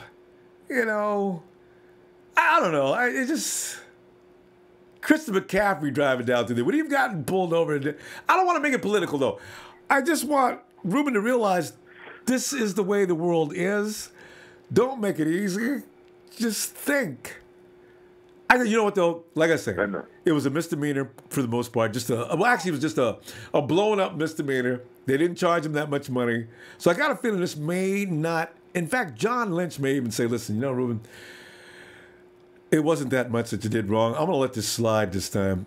Can I get your word? You're gonna give me a break on this from now on?" I mean, I think Reuben didn't really realize. We got to get more facts on this story. I think there's something being left out. I do not believe Reuben is that silly. I do not.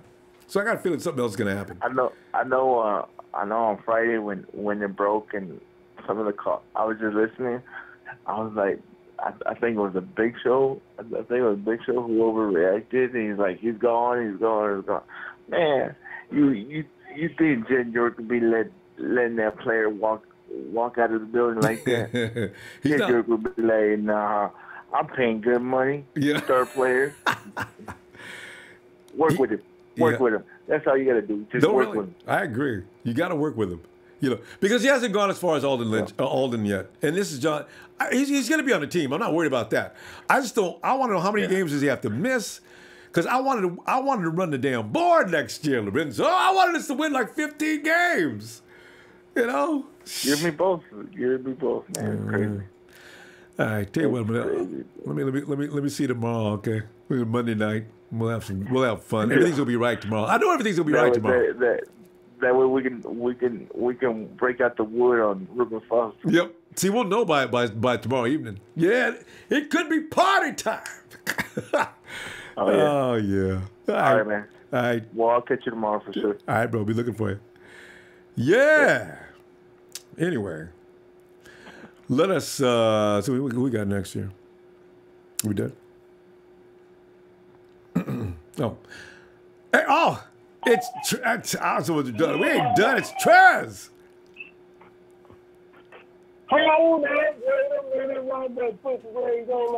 He pulls out his red and gold jar. He pulls out and sprinkles a little bit across there. Put a little bit more. Well, we can't end the show without the TNT. No, I was hoping not. I don't know if he's been on. I don't know. I ain't keeping up with him. But, Trez, you're not really upset with your partner, are you? I mean, you say you haven't been paying me no mind. You guys are supposed to have a conference by now and iron out some of these issues you have. Yeah. Hey, Ronbo, did you see the thing that Chris put up on the feed with me and Trey on there? That was funny. Chris Show, he put the odd couple up there. That was funny. I had to laugh my ass off. You got to check that out. Wait a minute. Where is that on Twitter or where? No, it's on your feed, on the Facebook feed. It's on the page feed. I will definitely go look for that. Check that out. That is funny. Chris He Schultz. did an excellent job. Yo, because y'all definitely the odd couple. He came in here and crazy. Did you hear him Sunday? Look, Ronbo, I'm gonna get an installment of my own. You know what I'm saying? It's kind of not my own, but I'm gonna turn it into my own. Okay. All right. So my segment is gonna be called "Come On, Son." Okay. Not "Come On, Man," but "Come On, Son." Okay. Mm-hmm. So, can I get an installment, Ronbo? Uh-oh. And now, the first installment of Sunday. Let me holler at you. No, not let me holler at you. Come on, son. It's wait. And a new segment opening up here on Ronbo Sports. Come on, son. Reuben Foster. Come on, son. Really? I mean, really. You go out here, you're an NFL player. And it's like Stephen A. Smith has said a million times over with these professional players. You can't leave the wheel alone. Really? John Lynch don't stick his neck out here, for you. Drafted you, took a chance on you when nobody else would. And this is the thanks you can show him is to go out here and get a weed charge. Hey, man, Alabama ain't the state to be fooled with, bro. A bunch of prejudiced people in the state of Alabama. They don't want to see nobody make money. You know what I'm saying? When you are that type of magnitude. I don't understand how we put ourselves in certain situations. And I don't want to make this a race thing because it's not about the race, really. But you put yourself in a situation that you strive to become the best out of your situation and to get up out of a poverty situation. And you sit and you make these boneheaded mistakes. So the Reuben Foster, I got to say, man, come on, son. Come on. Now, what's your take, Ronbo? No, I agree with everything you said. And you know what, Tress? The only thing is, I wish they would grow up, but they are children. And I understand. I try to understand, but it still makes me think, like you said, come on, son. You can't do no better. Do you not realize this opportunity? Why don't you embrace it, appreciate it? Like you said, John Lynch is going out. Yes. John Lynch went out on a limb for you and said, I'll take that kid and we'll make him into a star. And everything will be all right. Where was the appreciation of that? Come on now. Oh. See, that's why, you know, VA, Trey, tag team partner, you go out and get a stand-up classic guy like Solomon Thomas. But you ain't got to worry about the weed. You know what I'm saying? I knew that was coming. We ain't an issue over there. You know what I'm saying? You know, here's Solomon trying to finish up, getting into camp late, trying to finish up his master's, his term, you know, and graduate with honor. And you take a risk on a kid that didn't nobody want to take a risk on, and all he got to show you is a weed charge. See, but you want to talk about Solomon. Come on, son. Come on. I like you this. like my segment, Ronbo? I like this new segment. If anybody else has another segment, please give me the opportunity to say, come on, son. Trans is opening up a whole new... You got to stop this, man. You got to stop this, man. Weed, man, come on, man. Guys, look. You know, we all got a certain way of how we feel about weed and how we feel like it should be. But right now, man, it's just not. Yeah. And you have to abide by the rules. Yes. And then you got too many mouths you got to feed that are depending on you in your situation with your family. You know, look where you coming from. And you can't leave the weed alone. You're talking millions and millions of dollars. Damn. Don't make no sense. And Ronbo, this might not, and I'm going to be honest with you. When you start having these problems early out of these kids, man, it don't get no better. Oh, don't say it. Don't say it, Travis. It's going to get better. Josh Gordon. I got it. Josh Gordon, example. No. He cannot be. Oh, Travis, he cannot be Alvin Smith Jr. We've lost a tremendous athlete once. I don't want to see us lose another one of that magnitude. This guy's too good. Alvin Smith was too good. It took me a year to get over that. If Reuben leaves, it'll take me longer than that. Oh, no. Ronbo, did it get any better with Alden? Did it? Not even a little bit. It got worse. It got worse. Now, I don't know. Are they going to have to put somebody with this kid? Will this kid just get it? But usually, they don't. Josh Gordon just a perfect example. Oh. And I hate to see that for Reuben, man. It's too, like you say, it's abundance of talent there, man. Yes. That's to be tapped. That you talking about greatness and you talking about possible a Hall of Fame career. Yes. So, hey, man, inspire yourself and look at the people that have been in your situation and turned it around. Dan Bryant has turned his situation around. Michael Irvin turned his situation around. You see what I'm saying? It's others out there just like that. And, you know, off and on, you know, it's been rumored that this and that, but nothing was never proven. But they still on TV. You see what I'm saying? You cannot do this, man. It's too early in the game for you, son. Realize what's at stake here. That's all I'm saying, man. And we don't need to have the negative publicity to a team that's on the rise. We don't need that. Because now instead of it being about the team, it's about you. Yes. How many microphones come camp is Reuben going to have in front of him, Ronbo? Day one. Think about that. Oh. Now, everything we did at the end of this season coming up to next season, all the positives has just been erased.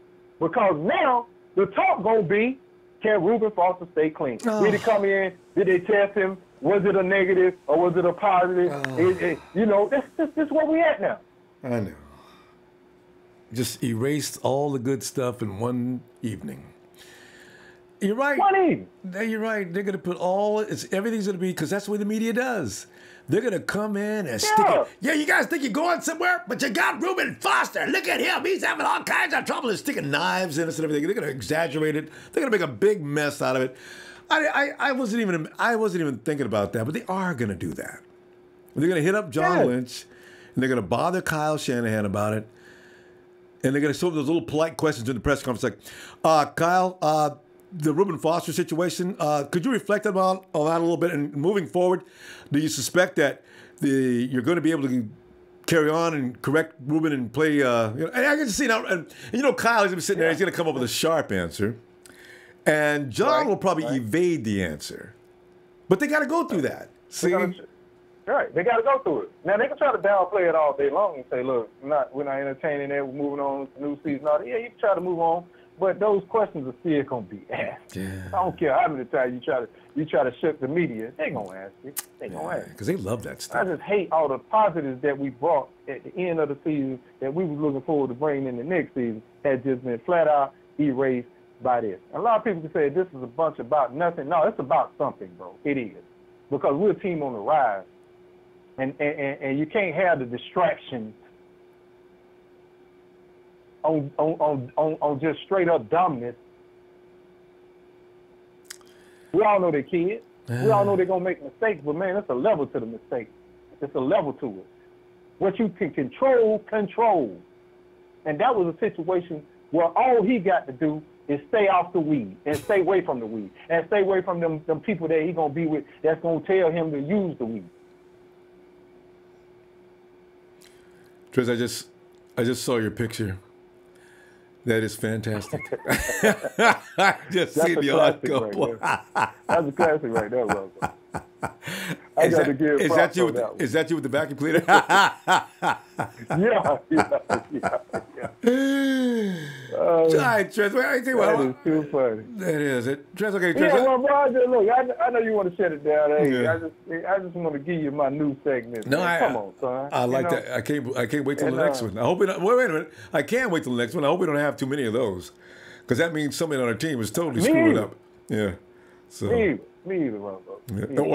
Or if somebody says something foolish, you could always refer to them as son, and you actually like the Big Show. Yes, sir. Yes, sir. Yeah. All right, Trez. I look forward to hearing from you tomorrow. All right, Ronbo. All right, fam. Have a good one. You too. I'm going. Oh man. Hey, John, come on in, John.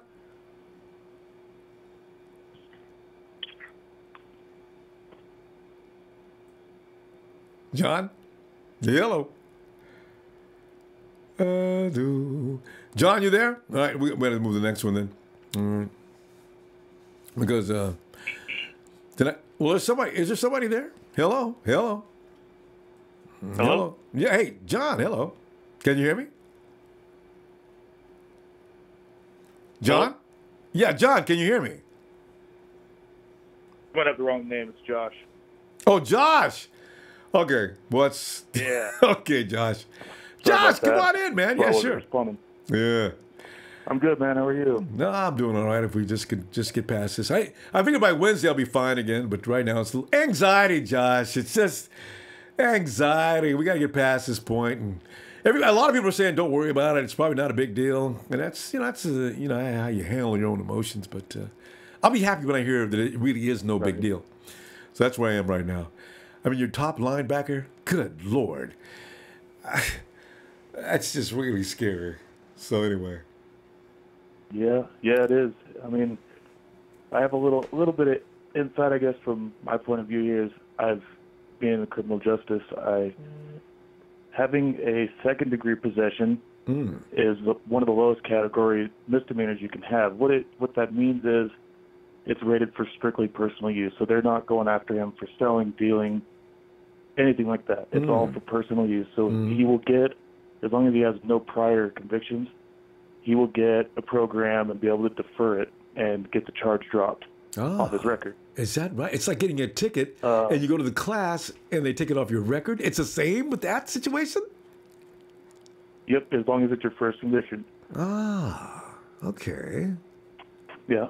They do it. They started the program back in like 2006. It's called treatment court. For people that get felonies, you can actually drop a felony down if it's your first offense, like a possession charge, down to a class A misdemeanor. So. And what did you say? Reuben's what is a second degree? You say, Reuben? Yeah, it is second degree, right? Yeah. So that's as you say. Second degree possession. Yeah, you can take class and get that. Okay. And it's off season. He has time. He can attend the classes or whatever they do. Yeah. All right. Yeah. You know, he might walk in and say, "Hey, I'm going to go to rehab for 30 days," or outpatient rehab for 30 days. And John Lynch, I'm going to go to these classes and I'm going to do this, this, and this, and please give me another chance. I think he's straight up with him, and I think it'll all work out. Now this is what I needed to hear, Josh. I really appreciate you calling in. I feel better already. Yeah. I like that option. And he'll take it. They also brought in Ken Norton, to help him with his tackling and whatnot. I can see them throwing him under his wing and saying, "Hey, you know what? You guys need to hang out a little more." Maybe calling Patrick Willis, say you need to hang out with him a little more in the off season, go do some bass fishing. Just keeping it healthy. Exactly. Yeah. Yeah. So have you heard about his contract? I heard a rumor that he's losing his $2.5 million guaranteed. Yeah, I wonder how that's. You know what, Josh? I wonder how's that going to affect him. Is Reuben going to say, "I deserve this," and you guys got every right to do it? I'm gonna try to make this up to you. Or is he going to get bummed out about saying it's just a mistake, I don't know how you got to take it so seriously. Because they have the option. 49ers do have the option. They don't have to lift it. It's written, but they can say, "Listen, we're going to waive that, and we're going to trust you because we believe in you." I would think you reinforce this in that way, and you make it more out of him. What do you think? I think they take that money from him. That's going to be pretty catastrophic.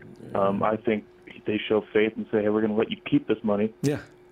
Now all of a sudden he goes, "Man, this family really does love me. They do trust in me. They brought me here, and they're also letting me keep this even though I slipped up. Yep. I'm going to play harder. Yep. I'm going to train harder. I'm not going to mess up again." He sees the bottom right now. He's seeing what can happen. And a man that hits rock bottom, you could say, you got to be scared of those ones. Yeah. It's like you scared him straight, You wave the danger by him, and then he sees, I can stop this from happening. I'm a little concerned with this, my family, my teammates, endless amounts of fans. I just can't let everybody down. At this point, you got to be responsible because unfortunately you are in that position. So you're responsible for everybody's feelings. So yeah, he's got to come through. They got to. Yeah. I like that. I think you'll be all right, man. Yeah. I think we can all take a deep breath, and you know what? Maybe the court will be like, "Hey, we messed up. He didn't even have weed on him. We dropped the charges." You never know.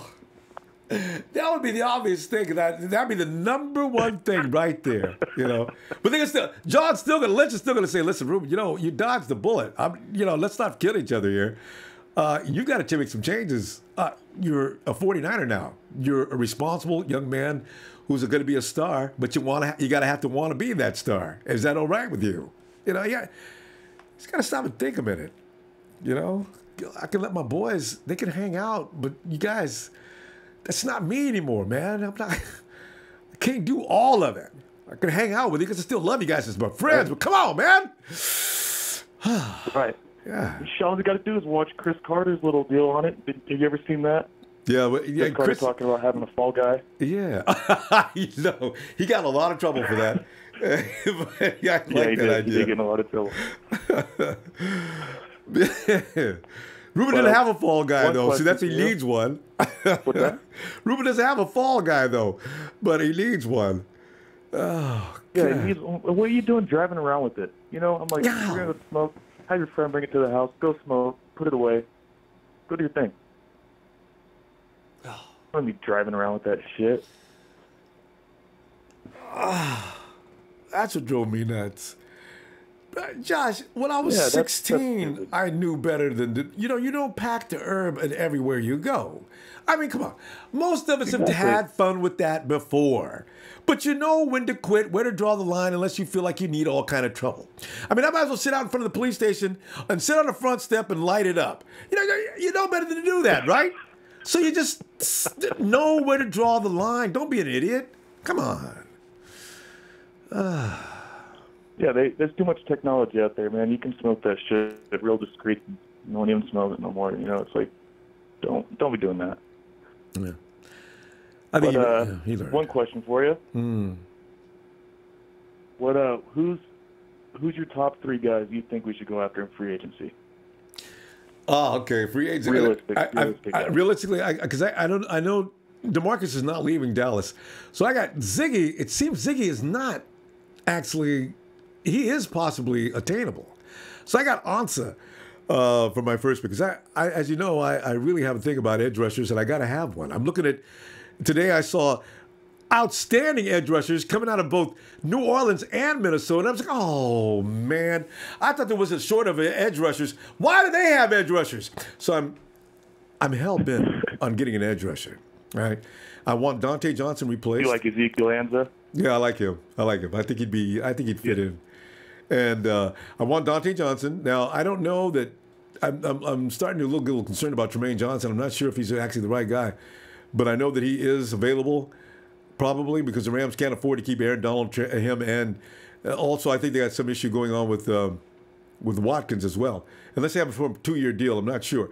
But anyway, they've got a list of people they got to try to sign. Which one of them's on the top of the list? I think Tremaine comes in maybe not as high as Aaron Donald for sure. So I think maybe Tremaine Johnson might be possible. He's not my favorite pick, but he is there, and I need something better than Dante Johnson. And third, Solder over. I think is Solder going to be available? People keep saying he is going to be available for the offensive line. As of now, he is. Yeah. So there you go. There's my 3 triggers. He's only 30 years old. Yeah. And that's offensive lineman. Pickup. Yeah, that's okay. Offensive lineman, 30 years old is okay. Because look at Staley. And Andrew Norwell. Yeah, he's another one I heard about. Yeah.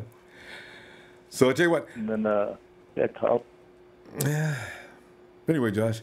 We're going to have to run because we're getting packed up again. I'm trying to get this all done before too long. But Josh, appreciate you calling in. Don't be a stranger, man. And you set me at ease here with giving me that experience. Appreciate that, man. Because if I knew Reuben could go in and just fess up and say, listen, I'm ready to get into the program, and I swear, people, if you just trust me one more time, I'll be okay. So, yeah. All right? Yep. All right, Josh. Worked out, man. God bless you. Have a good night. Thanks, fam. Have a good night. Hey, let's get... All right. It's Dino. Dino Moore. Go ahead, Dino. What's going on, Ronbo? Dino, man, just sitting there speculating, man. As you know, we got our best linebacker. Hey, when I first heard about it, and I was just like, man, I'm like, not again. We had to deal with McDonald with the whole domestic thing, and then all of them with the drinking. I know we got. Dino, I think we got a connection issue, huh? Dino? Yeah, we lost Dino. All right. Dino, try the phone system. It may be just in a Wi-Fi situation, huh?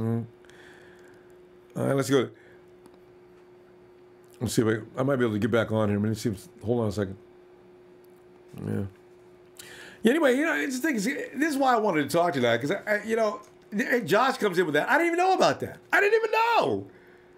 If you got, I don't know that they'll count, because what happened to the combine is not in the criminal system, right? So that doesn't count as strike one. And Reuben's never been busted before that I know of. I mean, at least they haven't said anything. So maybe this is like that first offense. It was possession, like Josh pointed out. It's not serious. He wasn't trying to sell. He wasn't packaging up. Is Dino back? Yo, Dino! Yeah. All right, Dino, go ahead. Where were you? Go ahead. Nah, but man, I was saying, I was kind of upset about the situation and all that, but because I'm just like, like everybody been saying, we on the rise. So yes, I just want to keep on hearing like good news about it, good news about the squad, and to wake up and then check my phone and see about the news. It was just like, come on, Reuben, like, I ain't mad at you, would do, but man, leave it at home, man. You got a lot of people looking up for you, and there's a lot of feelings in this situation right now. So, just leave that stuff at home, man. And then it shouldn't be met with anyway, man. When you got this kind of opportunity, but you gotta be smart about it, man, because everything you do is under a microscope now. You know what I'm saying? Yes. So and then to lose all them linebackers that we lost in the past, and then just the Reuben Foster was like exciting, and then just like, come on, man, like this our leader now. We done lost Bowman, then lost, it's like, man, Malcolm Smith went down before the season started, so it was like, ooh. It's just scary, and we got 2 or 3 prospects, understand, on the practice squad, but they ain't no Reuben Fosters, They're guys who need to be worked with for a while, development projects. They can't come in and step in Reuben's shoes. So I'm saying, man, he was so important. He's an important part of the piece of the puzzle to win. Gotta have Reuben. That's why I'm freaking out. But maybe, like Josh just said, this could wash within the next couple of days. We might be okay. We lose Dino again? Yeah. But. So anyway, hopefully this will iron itself out. We'll be fine. The thing is, we got to wait till tomorrow to find out. Everybody's going to be up early, too, a bit. Check this out. What's going on with Reuben? Oh, we got him back. All right. Dino, go ahead, man. What else? Oh, shoot, basically, like, my thing was, you young, man, I definitely hope he don't end up like Ezekiel Elliott, just in the news, time after time. Just hope we get this behind us, and then we can just continue on, keep rising up and beef up that offensive line. You know what I'm saying? Yeah. See, because I believe in Garoppolo, so I'm just like, at first I was just like, all right, he did them 2 games on the Patriots was all right. Then the first 2 I was just like, all right, but that Jacksonville game sealed the deal for me. That's when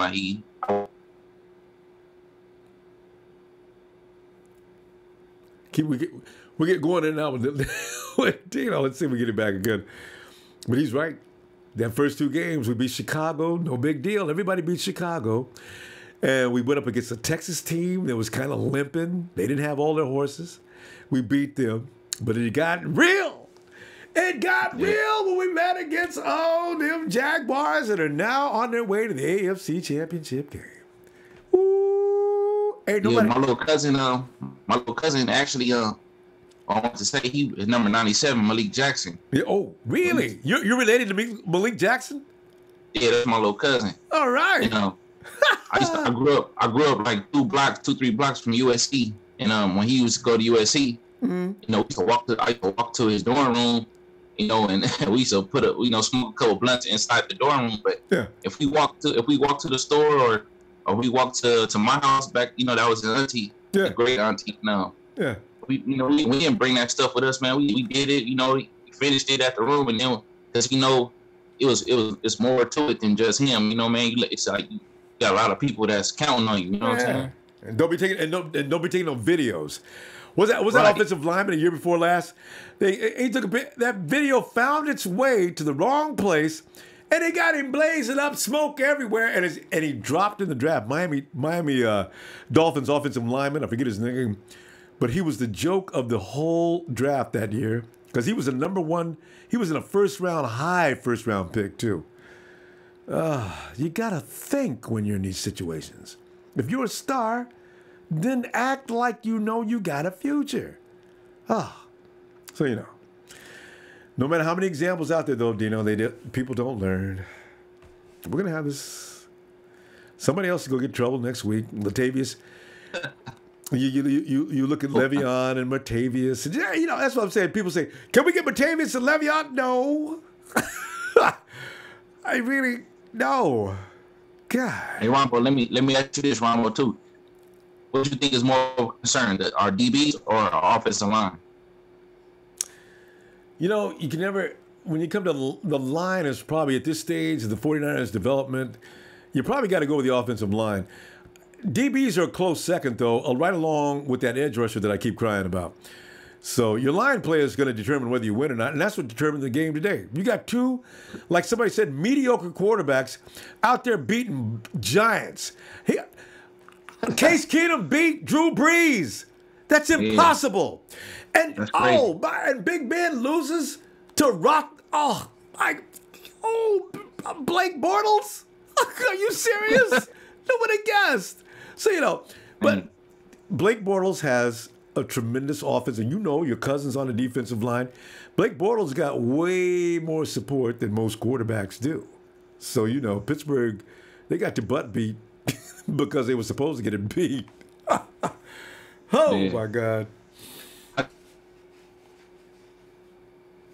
Still bringing it. It's really a tough connection. Yeah, man. I just wonder if we would have started the season with Garoppolo, or with our record, like how many games we actually won. Because then, if we did, I wonder if everybody still be saying, we need different DBs or a different offensive line. Like, what would be the concern then? I know, right? And even now, I think people want to fix too much. Everybody doesn't like this player. They don't like this player. I do see Dante Johnson as a problem, but I can tell you, Dino, honestly, I don't see sweeping changes being made to the offensive line. I see another player so added, but if people think they're going to remodel that whole offensive line, they're going to be disappointed. I don't think it's going to happen. Because those guys... these 5 games that we just played, the last 5 games we played, man, it got me going, like, it got me feeling like, all right, if we start the season, as we are right now, as the team is constructed, we start the team the next season. I'm pretty confident we got it right now. Mm-hmm. So, if we could pick up, some better players in free agency and in the draft, it's just gonna make it, that much more, exciting for us. Because maybe a month in the next season, I'm gonna be really excited. Like, man, I want to see what this guy gonna do. I want to see what this guy gonna do. I know it's gonna be some minor changes, but I don't really want to. Because even Trent Brown returning is already a huge upgrade from where we are. Huge! If Garnett is ready to roll, you put him next to Joe Staley, you've already made up right there a lot of ground. Now, the right tackle, I don't know what they're going to do about the right tackle, because the rumor is that mock drafts say the 49ers are going to pick up Quentin Nelson. You put Quentin Nelson next to Trent Brown, man, I think you could run to that right side all day. Now, people think Quentin Nelson's a little too big. He's not the kind of guy that's going to fit the zone scheme. But if Kyle and everybody looks at his film and decides he can do that, he is on, and that would be a formidable offensive line. People are worried about Daniel Kilgore at the center, but if I got Trent Brown, Quentin Nelson, Daniel Kilgore, Joshua Garnett, and Joe Staley, man, we stacked. So we'll see what happens. We'll see what Howard could really do, because I know saying you want to see him for one more year. I'm kind of 50-50 with him, man. Like, I like how he come in, I like him how he sat behind Gore, but that line been kind of suspect, so I give him the benefit of the doubt. But they need time. I want to see him one more year though too. Same here. It's time. And Josh and Kyle Shanahan's system, people understand the offensive line. It takes a while to get that system down. They came a long way this year. They looked like trash in Game 1 against the Carolina Panthers. They gradually started to look a little better. And by the time the season ended, Garoppolo wasn't getting killed back there. They say it's because of his release. But at least he was not getting killed. And that was the thing. Because at the beginning of the season, they damn near killed CJ. I thought they were going to carry him off in an ambulance one time. So, anyway. Dino, appreciate you calling in, man. We got to go. And, Dino, we'll be back tomorrow night on Red and Gold Radio if you got time, okay? All right. All right, Dino. All right, fam. I got a Salvador.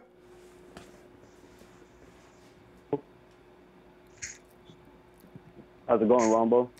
Salvador, it's going all right. A lot of us are still crying, and I spent most of the night sobbing. So, but we're getting better because Josh just called in. Salvador, did you know about that second degree thing with if you come in, it's your first, you're not selling or anything like that. It's your first breakdown. I understand like the possession. I don't understand the degrees of it. That's why I was going to ask you about it. Is what's the first degree, what's the second degree, So is the second degree, is that still serious? Or? So I think first degree is serious. Second degree, of course, would be, like you said, it's for private use or your own consumption. You're not trying to sell or make any money on it.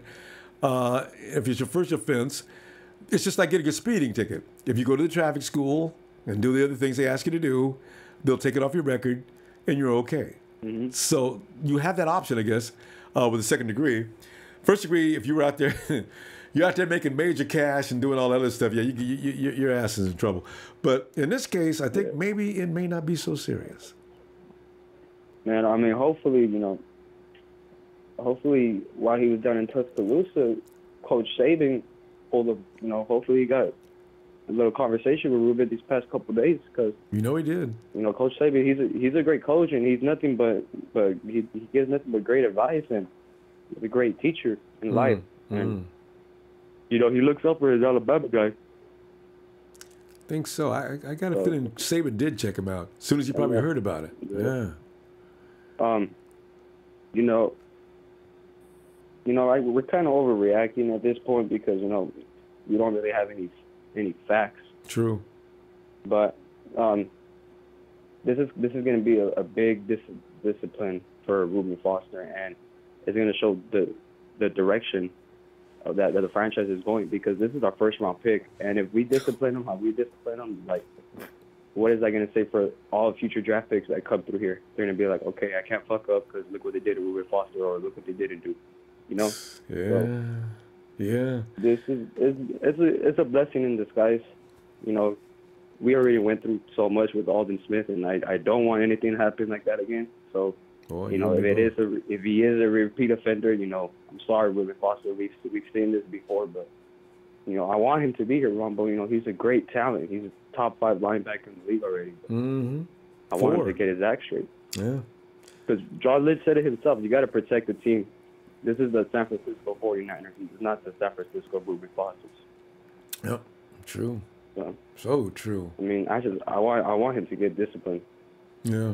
Man, I mean, but he probably does know he let all of us down. So yeah. He's a man. He's gonna man up. I expect him to be a great player. Hopefully he bounces back strong. Yeah. And it's like Sean called him earlier. Hopefully we get some good news tomorrow. Yeah, I know, right? Yeah, he's just got to admit his guilt and just get done with it. If he is guilty, because like you said, we don't know exactly what happened yet. We just heard about what happened. So it could be all a big mess.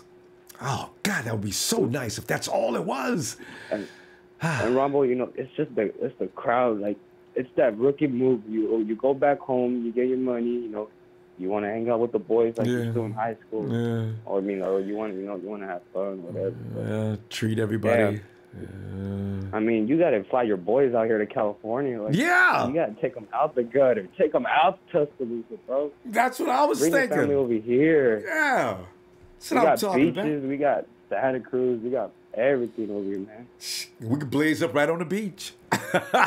You ain't got to worry, man. It's a free week, bro. Yeah. You're Reuben Foster. I'll give you a blood like that.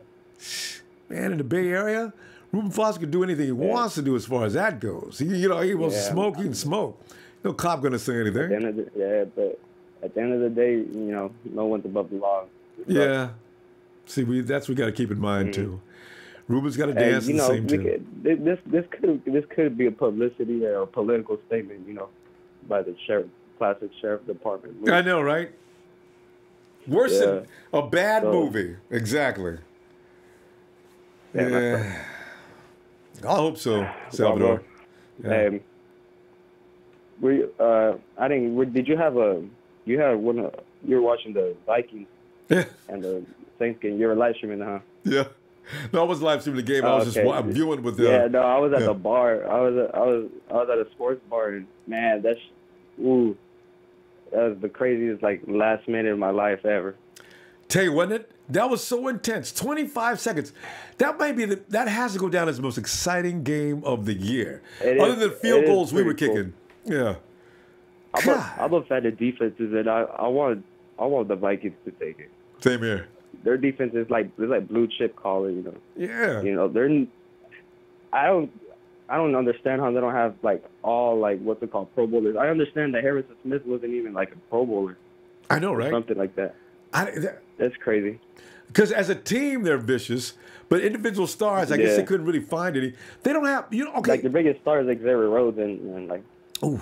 I mean, that's all you need right there. But yeah, he's.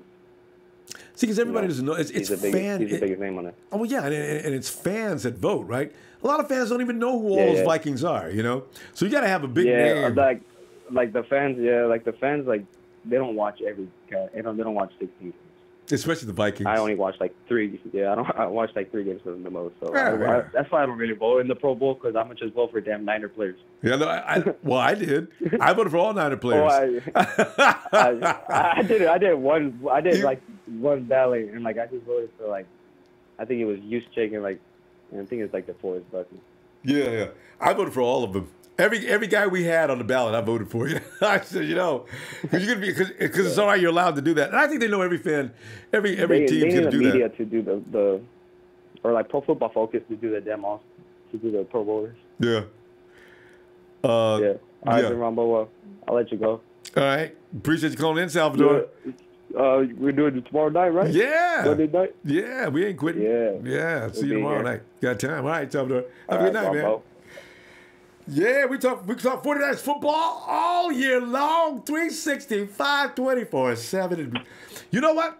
I'm thinking tomorrow, man. Whoa, if we get some really good news tomorrow, we may go live on YouTube again tomorrow, too. Because you know what? Good news would make everybody go, oh, God. Because, Reuben Foster is so damn important. Reuben Foster would have led the team in tackles this year had he played the whole season, and it wouldn't even been close. He almost caught up with Dante Johnson, having missed 6 games, and Dante played every damn game.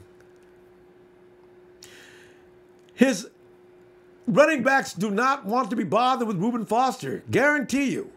He actually intimidates. I guarantee he intimidates running backs, man. They come running out that ball, they get the handoff. The first thing they do, his eyes are shifting around looking for Reuben, man.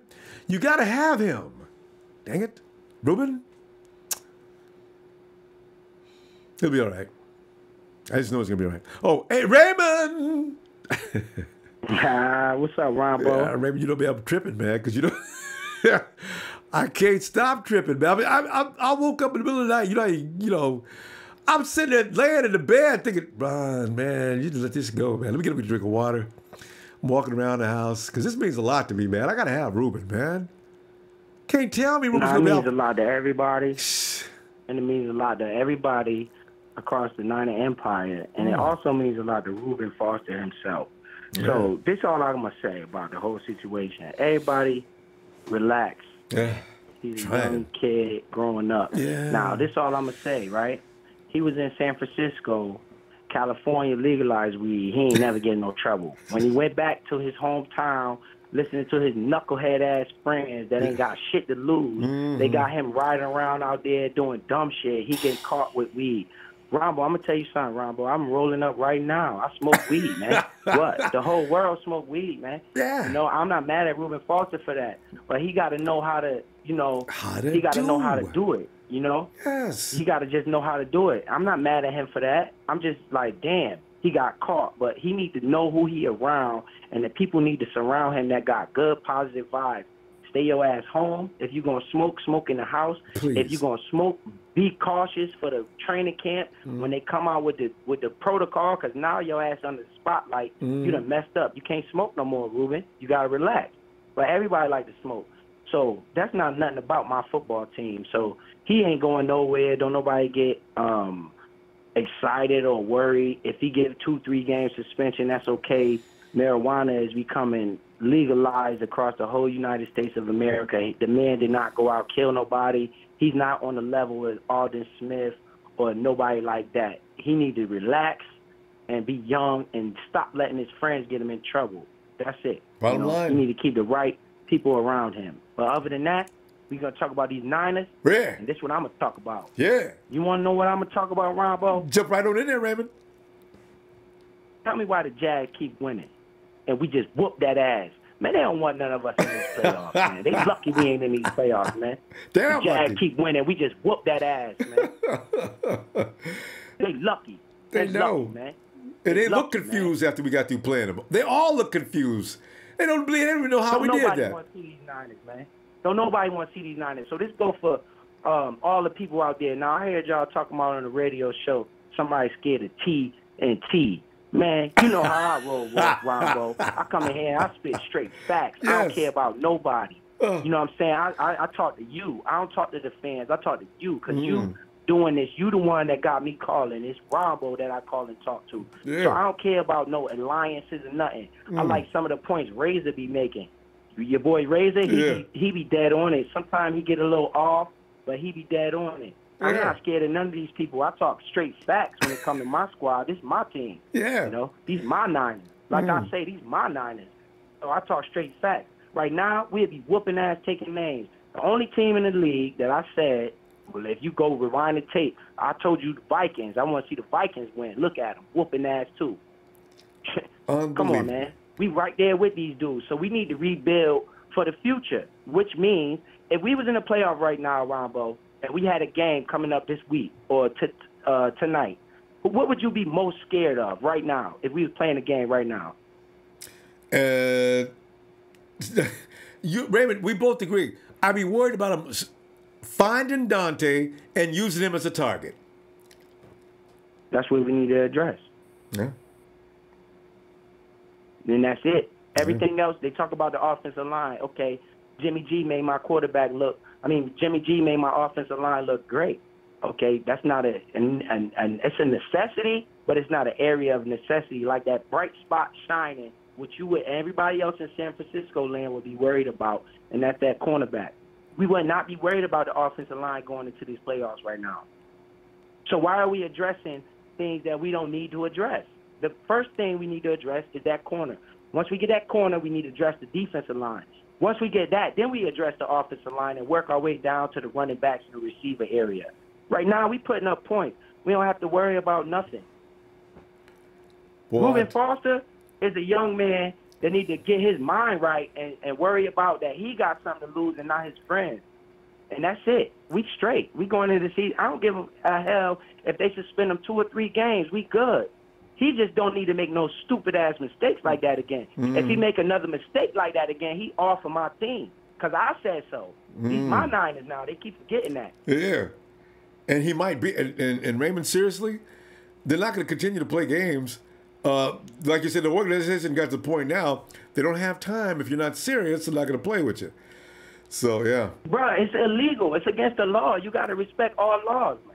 You can't do that. You know, I know it's a petty law, but it's illegal. Yeah. You got to respect yourself, respect your brain, and stay in your lane. You know? I like that vibes too, Raymond. Raymond, all he had to do was stay somewhere. He didn't have to ride around his car. This is my only problem. Reuben can blaze up all he wants. So Reuben, don't go outside. And for God's sakes, don't put yourself in a position where Joe Man can pull you over. His friends need to come to his house.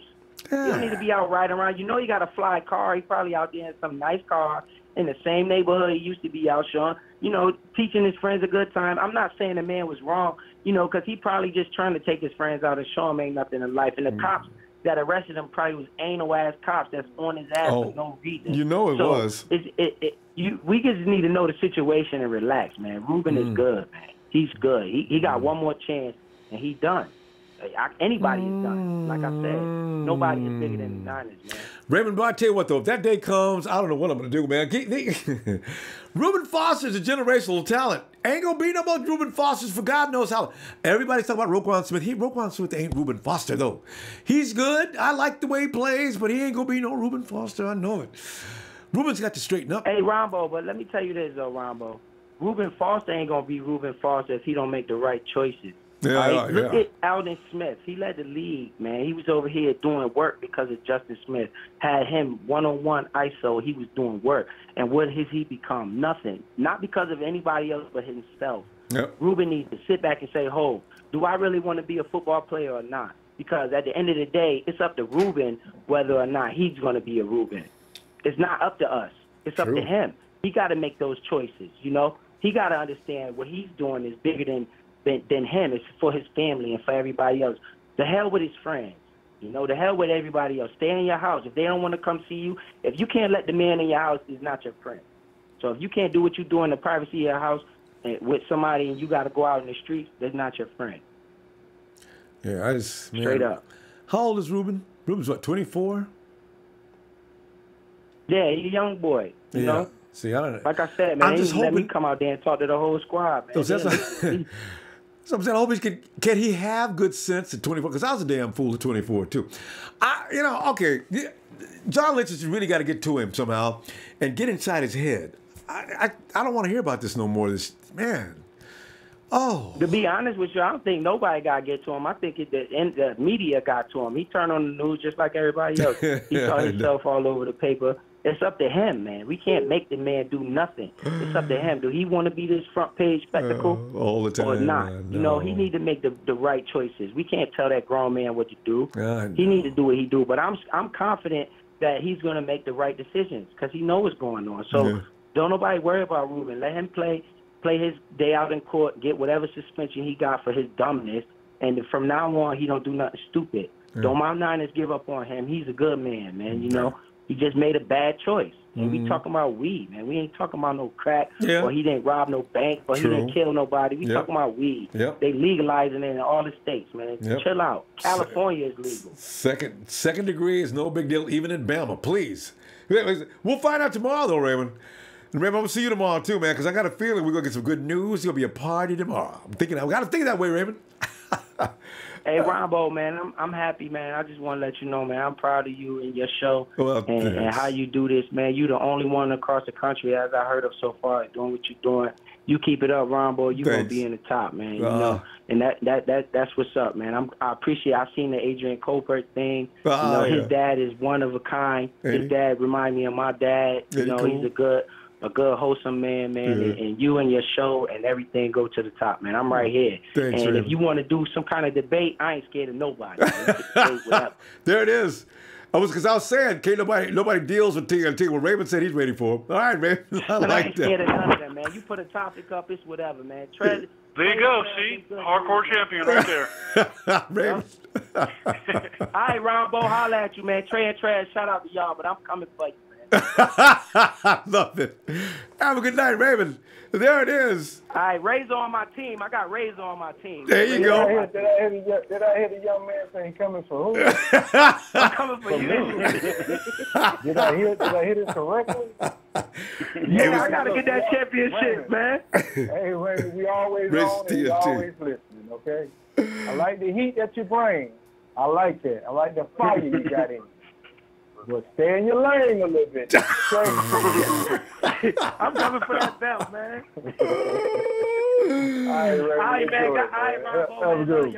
All right, y'all. Let's get the Hulkamaniac in there. Hulk, what's up? What's up, Bravo Maniac? Hulk, you walked right in. Hold up, wait a minute. Rob will put some green up in it. Take some, I'll sprinkle something in there for you, Hulk. You know, everybody gets a little sprinkle, you know. Let me do it like that dude on that caption. Tilt to the side. There you go. All right. You got it, Hulk. Oh. It's a fun day for football, Hulk. Even though we weren't involved, but that game, I mean. That game was wasn't that great? Man. God, that was awesome. Wow, that was crazy. I was rooting for the Saints, though, because of Kamara. Yeah, you know what? But I wanted the Vikings just because Case Keenum, the most unlikely guy to be in that situation. Although I didn't think they were really going to beat. It's going to be horrible, Robbo. I know we can't Bortles, Keenum. Oh, I mean, come on. Oh, the Super Bowl will take a hit. You're right. Yeah, Bortles, Foles, Keenum, and Brady. I mean, come on. And if Brady gets beat, it's over. It really is. That will be hilarious. And if Jimmy G did that to Jags, what do you think Tom Brady will do? God.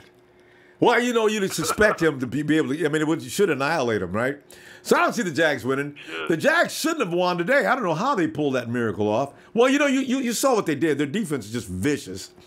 But let's see if we do it, because they're gonna bum rush Brady too. I don't know if they've turned it up a notch. They're scary. So you know, we'll see, Hulk. But Belichick so when's is the press conference tomorrow? Well, I haven't heard about any press conference being announced, but I figure they're going to address this. they can't just let it go days and days without saying anything, and they know this. It'd be a PR thing that they gotta get behind that, and they gotta tell us what's going on. So I figure Reuben's out already. John's gonna come in and say we've had a talk with Reuben and this and that, and we can assure you that this problem is being, they'll go through the whole ritual, and we'll see. I just hope it's something we can actually say, well, that makes sense, instead of saying, oh, man, they're not telling us the truth. I don't want them to BS us. That's what I'm worried about they're going to do to us. That's the only thing. Yeah. Because they know we're waiting. They know everybody's waiting to hear what is going to be said. The media can't wait. They're chomping at the bit. Wow. Oh, you know they are. Man. Your number one linebacker. Number 4 in the NFL. God, Jesus. Oh, man. Oh, we didn't need this. Why couldn't it be Dante Johnson or something? Oh, God, yes. That's what it's going to be. Why'd it have to be Reuben? It could have been Dante Johnson. Everybody says, fine. And kept right on moving. Nah. Yep. Well, shucks. We'll see. Could be nothing. It's like the guy just called in. Josh called in and said it's a second degree defense, and all he's got to do is come in and go through this and that. And he gets strike. He'll be striked from his record, and he'll be all right. It's got to be your first defense, so he can't get a second defense, or it can't be a second defense. So we may be okay, Hulk. Could be. At least I'd like to think so. Yeah. Because I can't afford it. I don't want to see Reuben out for 3 and 4 I hope Tyler games. didn't get a Foster jersey. Oh. Hey, Tyler. Ah! 1, 2, 3 kid. God, I bet you Tyler probably does have 56. Oh, Tyler. Tyler, if you have 56 and you didn't tell me, I will hunt you down. I will get that. I will take that jersey. I don't care if I have to kick your door down to get it. I will get that jersey away from you. Tyler, And get the Garoppolo one, too. Yeah, because he's got that, too. Oh, God. Wouldn't it be wild if we find out that Tyler's like sporting that 56? I have a feeling he is. Well, now we know why Foster likes Cinnamon Toast Crunch so much. Because he's the cereal. The cornflake kid. He's a cornflake kid. Yeah, the Cinnamon Toast kid. Oh, man. Well, what are we going to do? Everybody's free to get whatever jersey they want. He won't get the jerseys we want him to put on, though, Hulk. This is the thing. I have begged him. I have told him we will send him. He doesn't have to pay for anything. We want him to wear a Russell Wilson jersey. He won't do it. We've asked him to wear several jerseys. He won't do it. So what are we going to do? Man. So, we may have a problem. We'll see. It's I think John talked some sense into him, though. Who? John Lynch probably talked some sense into Reuben. Yeah.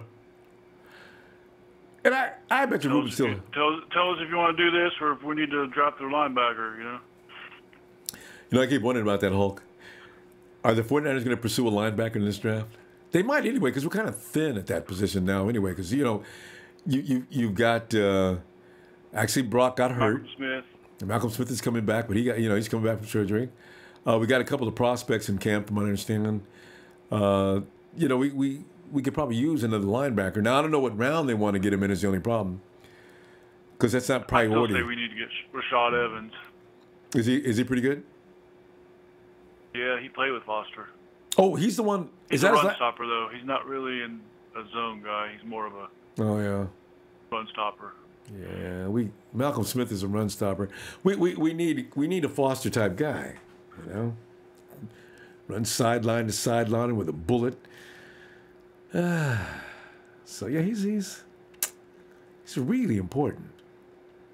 Can you imagine Reuben looking like everybody's thinking about themselves? What about me? You know what I mean? I like to smoke. he would not dare do that, but Ronbo, you think he's the only one in the NFL that fucking smokes? Oh, sorry. I that freaking smokes. No, I know, and everybody does. I bet you 90%. Yeah, the thing is, they don't go outside, get in the car, and drive around. Because Well, Le'Veon Bell got busted, and there's a bunch of people that got busted. Martavis. They didn't get that many games. Yeah. I'm hoping. Yeah. Well, I'm hoping it's not that many games. I wish the league would lighten up on that anyway. You know what? In off season in particular, you don't need to put players underneath that kind of pressure off season. I really think they should the players' union should actually take this to court, or wherever they got to take it. The league does not have to get involved with players that are especially a misdemeanor type thing situation. Okay, if he's out there selling, you could draw stipulations, but if they're not out there selling for profit and doing anything, you don't need to put him out for 2 and 3 and 6 games. You're hurting the team. Is it Auburn in Alabama? Is that where he was? No, I mean, he was in Bama, but is it Auburn in Alabama? Auburn, yeah. Auburn. Yeah, is Auburn? Yeah. Yeah. The cop probably was an Auburn fan. You know, you got to be right, because a Bama cop wouldn't be thinking that way, would he? He'd probably just tell, hey, Reuben, you gotta, you know what, man, I ain't gonna say nothing. You know I won't. I love you, man. You're a great player and all that, but you can't be riding around here smoking dope. Listen, I don't know who told you this, but you need to be told, Reuben, have fun at home, but do not get caught in the streets. All right? Have a good night. Damn it, Reuben. And just walk back to his car. You're right. Because I got a feeling a cop, where's Tuscaloosa's, what school would they be leaning toward? What now? Tuscaloosa was where he was stopped, or where he was busted. Yeah. Oh, what school? Well, because as far as that state goes, what fan? If you're in Tuscaloosa, who are you rooting for? Are you an Auburn fan or are you a Bama fan? Yeah, that's what I'm saying. It's probably an Auburn cop or Auburn fan, and he doesn't like Reuben very much. That's got to be. You know what? I'm gonna check into that. I want to find out with Tuscaloosa fans, what's the school they lean toward? Because I thought Bama. And was anybody with him? See, they haven't said anything. They didn't say if anybody was with him. And that's why I'm saying if somebody was with him, maybe it was that guy's. And Reuben ain't gonna throw his buddy under the bus and say, "Man, that ain't mine. Talk to him." But if you're the driver, they're still gonna hold you responsible, right? So It's like if someone's drinking a beer in your car and you're driving, you're getting a DUI. It's your ass too. That's right. Yeah, because you shouldn't open that container in the car, and it's you're responsible. I will see. Well, Hulk, anything else you want to add tonight? You want to, as Raymond has already issued a challenge to TNT. You want to enter one too? Oh no, I was just making up the I'll challenge Trez because They go Trez. Probably not Trey. Trey is a very scary man, isn't he? Trez can work you too. You got to be worried about Trez because Trez has got those. He always keeps a steel chair with him though. You got to be careful, Trez. Okay, Hulk. I'll be looking for you tomorrow. Okay. I'll replace all the metal chairs with plastic. Yeah. Or just take them out of the ring. All right. See you tomorrow. Good night. Night.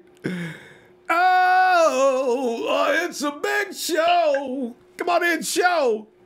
You know, Ronbo, I didn't overreact when that news came out on Saturday. And the reason why I didn't overreact is because that mugshot in itself should be grounds for cutting a player. Why? I don't care who you are.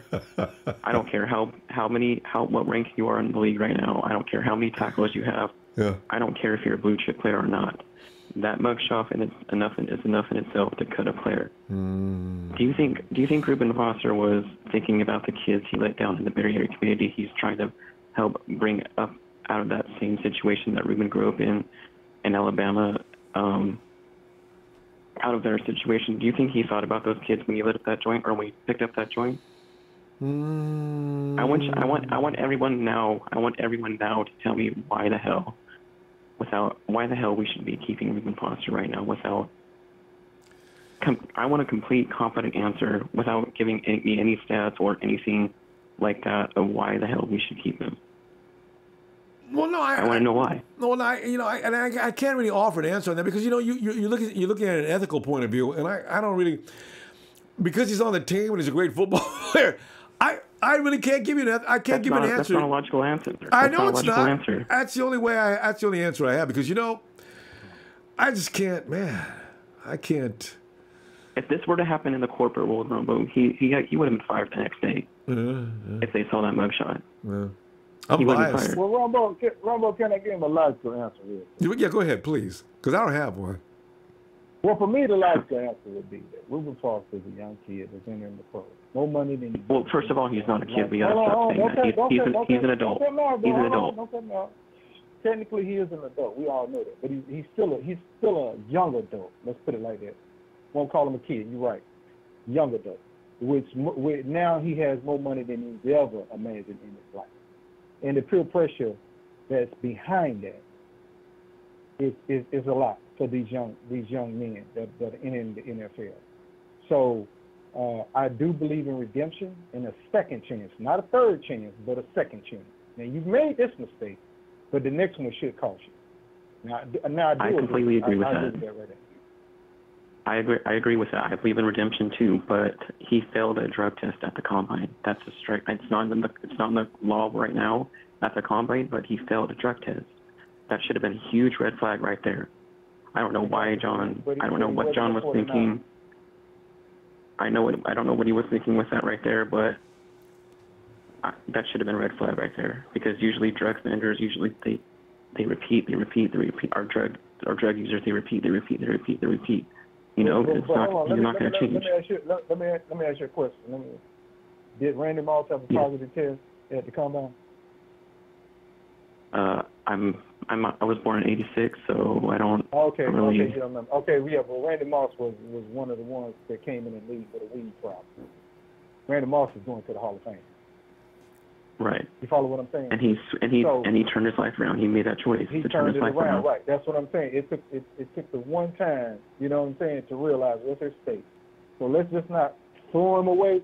But like I said, I do believe in redemption and a second opportunity, but not a third. I do too, but I don't want any of our players to use drugs or not, or be drug abusers or use drugs or anything like that. I don't give a damn if it's pot or not, you know, because our organization is held to such a high standard, and we're always under the spotlight and always under the microscope. And if we continue to allow disasters like this to happen on our team, we're going to lose a lot of respect. You know, we're going to be the laughing stock again.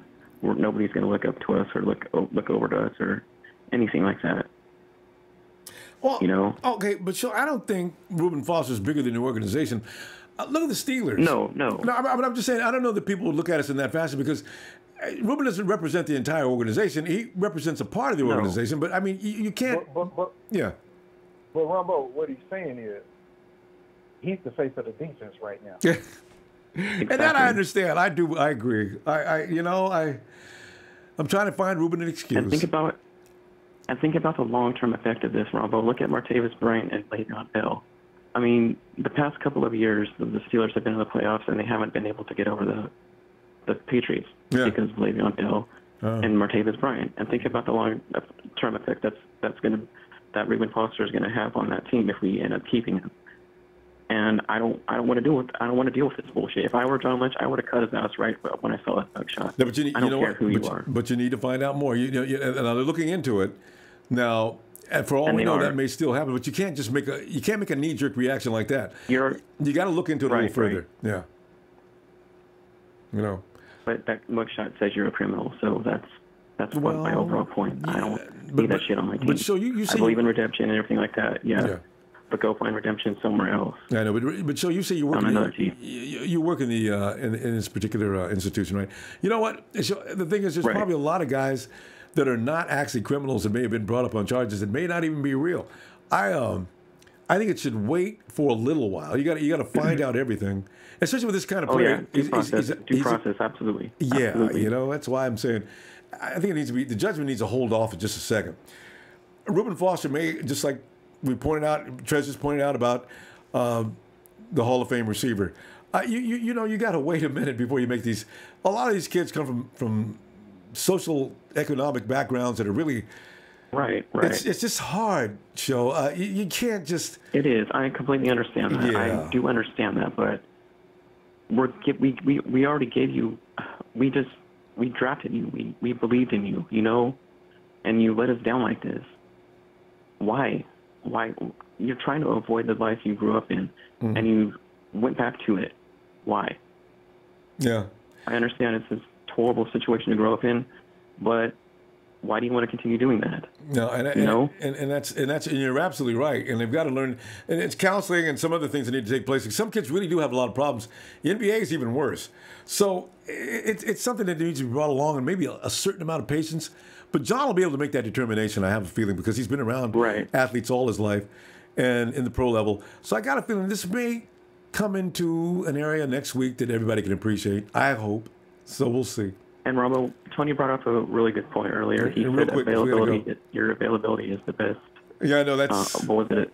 How did he say it? Availability is I've heard that a million times too. But anyways, do you know what pot does to you? It slows your reaction time and it slows your cognition down. No, really.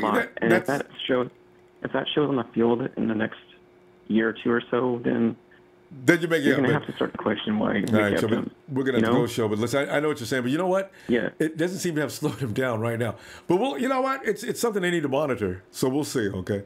So right, you know what? I have nothing. No, I have nothing against pot. It's just okay. We're gonna go, and I'll see you tomorrow. Okay. It's good. I'm not mad at you. I'm just saying we got to break up because we got a lot of people who want to say something. Okay. Oh, okay. Joe. Hello, Joe. Hey, what's up, Ronbo? How you doing, man? Joe, I'm doing as good as a guy that's worried about his number one linebacker. But otherwise, everything's great. It's just, I don't see this being a big deal. He's not going to get suspended for this offense, no matter what. Even if he gets charged, he won't get suspended. It'll be a 2-game check fine.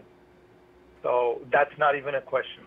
But as far as having him as the number one linebacker, I'd draft someone like Roquan Smith, right, from Georgia. That's him. I don't know if I'm pronouncing the name right. Yeah, I know everybody has. But I know what you're talking about. Yeah, but the dude's fast, and honestly, I would like to bring in some competition and have Reuben move to Will linebacker instead of Mike. Have someone else play Mike because that's the main guy. He's going to make all the calls, and that way maybe that's a way to kind of send him a message, and you get a great player to play linebacker, and you're set for like 10 years. But on the other hand, I don't know why you were so upset about having Blake Bortles and Case Keenum in the Super Bowl, man. Come on, I'd love that. I'll be so happy. I think it's hilarious. If Tom Brady gets hurt next week. You know, we dealt with Trent Dilfer in the Super Bowl. I guess we could have Blake Bortles and Case Keenum. You know what? The thing is, nobody anticipated this. Everybody wanted to see an old-fashioned Tom Brady versus Drew Brees. And we're not. If he gets taken out next week, it's going to be hilarious. You know, I hate quarterbacks. So you're defensive lineman, that's why. I absolutely hate them. Because I feel like quarterbacks get too much credit. Well, yeah. So it's like, right now, I'm so happy. It's all of my defenses out there. You know, Eagles, Minnesota, Jacksonville. That's like all defenses. The Patriots are the last piece. Others, I don't really care who goes, who doesn't. Yeah. Like, I just want Patriots out of it. That way there's no, like, stupid, just quarterback assholes like, oh, greatest of all time, this, that. I just hate divas, that. Yeah. It's not. You know what though? For the entire market, the entire market is looking for that big name. You know, the quarterback's the guy. No matter what we think, the quarterback is the guy who sells the tickets. Yeah. I get you, but for once, let's just get rid of them. You know, like look at the Broncos. You know, they won the Super Bowl with Peyton Manning, but sure he was a big name, but didn't really do much. Yeah. I love that. I mean, the reason I didn't like it, I hoped it was someone else who wasn't like a big name, because it's just I hate quarterbacks. I was so happy today. Oh my God, man! Breeze lost. I was so happy. Boy, he wasn't. Boy, he looked awful. And you know what? Breeze makes some mistakes at the beginning of the game. It's his fault, basically, that they lost. You know, he almost pulled it out though. That was exciting. God, that was exciting. But for me, that play, I didn't watch the game, Oh. so I was like working out, and then after the game, I saw like, oh my God, that play. yeah, It was just crazy. crazy. 10 Took it forever. seconds. 10 seconds. And usually it's a Hail Mary play. 10 seconds to go. Case Keenum lofts it up. His man wins at the peak of the leap. He comes down. Two defenders that came out of a cartoon or something. He stays in bounds and runs that baby in for the TD. Wow, man. This is awesome. So That's crazy, man. It was. And look at how everyone's like talking about the number one receiver. Look at those two guys. Diggs isn't exactly your prototype number one, yeah. and neither is Thielen. Yeah. So, and they're the ones who made the big look at plays. Joe? And honestly, yeah, what up? No, I couldn't hear you. Go ahead. Honestly, it's just like I don't think it's good to have that number one. Like earlier, my viewpoint was to have that Julio Jones or Brandon Marshall or whatever. But right now, after seeing what our guys did, I would just like to add a future replacement to Garcon. Mm-hmm. And a backup guy who is a little bit more reliable than what Aldrick Robinson brings in terms of speed and just hands reliability. You might see it this year too, Joe. You might see. I think our receiving core is set. Yeah, you might see it too. You know what? I got a feeling Kyle's going to go after Taylor Gabriel. Gabriel's going to be free this year. I have a feeling we're going to see him in camp this year. That would be really good pick. Yeah, I got a feeling. Because you're right. Somebody's going to, and I think Kendrick Bourne, somehow, I think they're going to groom him. But you know what? I agree, though. I don't like the idea. Everybody's so set. We need that number one threat. Okay, but you know, if you do that, you've got now the OC knows who to game plan for. Because even Garcon is going to get game planned on next year. So now you got him, and I, Kyle likes to spread that ball around. Jimmy G likes to spread that ball around. There's no need for that number one guy, as long as because Kyle's going to scheme everybody open. So why do you need that number one guy?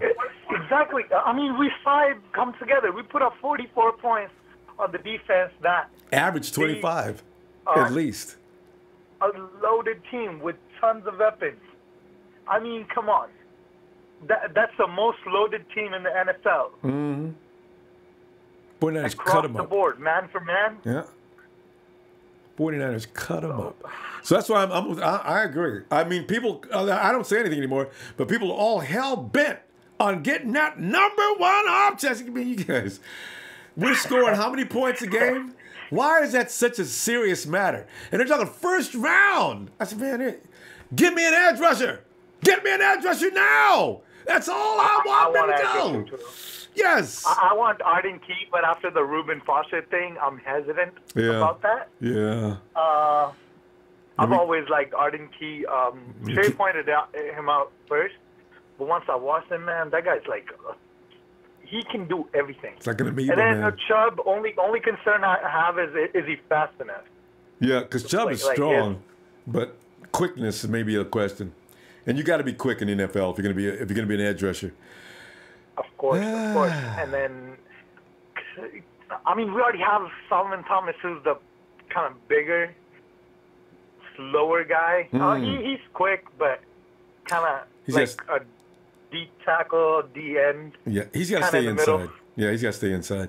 And then I don't want the pass rusher to be kind of the similar guy, you know? Yeah. Hey, and you might be able to answer this too, Joe, since this is what you do as well. Why did you know that Solomon Thomas is down to around 250? What happened there? Oh yeah, of course. He actually dropped to play Leo. Oh, he did that on purpose. That's why he was training with DeMarcus Ware. Oh, okay. He dropped weight right before camp. He weighed in at 273 in the combine. And then he dropped weight. I thought he got up to about 285 by the time the season started. Because I think he was bulking there for a while. Because he probably thought he needed the size. Oh, no. he lost fat to become more quick, and then now he's gonna go back up because now he's gonna be moving inside and playing defensive line. Yeah. Okay. If we get an edge rusher, of course. And I actually I agree with you on Ansah, but who I also want is someone in the middle. Like Dolphins were considering releasing Sue, and if we can get him, oh my God. Buckner next to Ndamukong Suh. Who you gonna double team? You can't double team either one.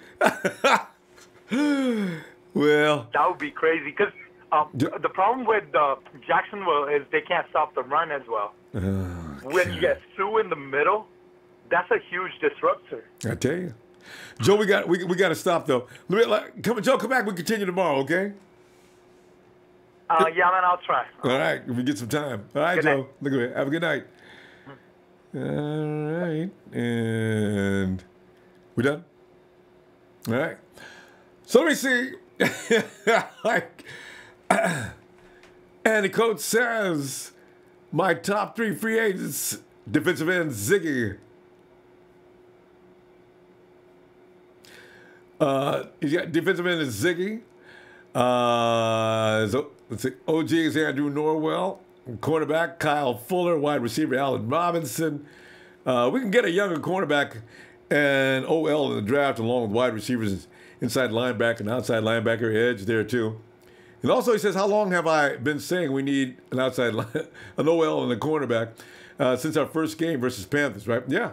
Yeah, I know John Lynch is noticing that because we're not putting any pressure on the quarterback. The best teams are putting pressure on the quarterback. The Saints and Vikings today, you know about those maniacs in Jacksonville, and the Texans. The Texans is still, if the Texans stayed healthy, I don't care what the Jags are doing, the Texans would have ruled. Oh, they would have ruled. But, you know, that's health, you know, you got to stay on the field. Availability, as Ravens point out. And the coach also says, the mug shot, I guess is you for you show. Last time I heard, you have to be convicted of a crime in a court of law. It's called due process. Remove the rafter first from your own eyes before the straw in your brother's. So there you go. See, you know, there's going to be judgments passed on this by various people. I don't know how many people are. There's probably a lot of people inside Show's camp, and there's probably a lot of people in the other camp as well. So, you know, I don't know where that's going to go, how it's going to weigh on this, but I do worry about Reuben because he is only 24 years old, and I don't know how he's going to handle this. I'm hoping that Lynch and Shanahan and all the guys are going to figure out how to keep him sheltered from what's going to happen next because it's going to get rough. I'm just glad it happened in the offseason. By the time the season starts, and maybe it'll simmer down and let us play some football. We're here to win games. Not worry about Reuben. Johnny Doe doesn't like Ndamukong Suh. It's very clear.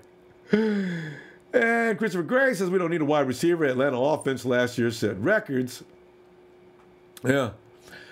I murdered Cheeks, trade Martavis Bryant for Reuben Foster.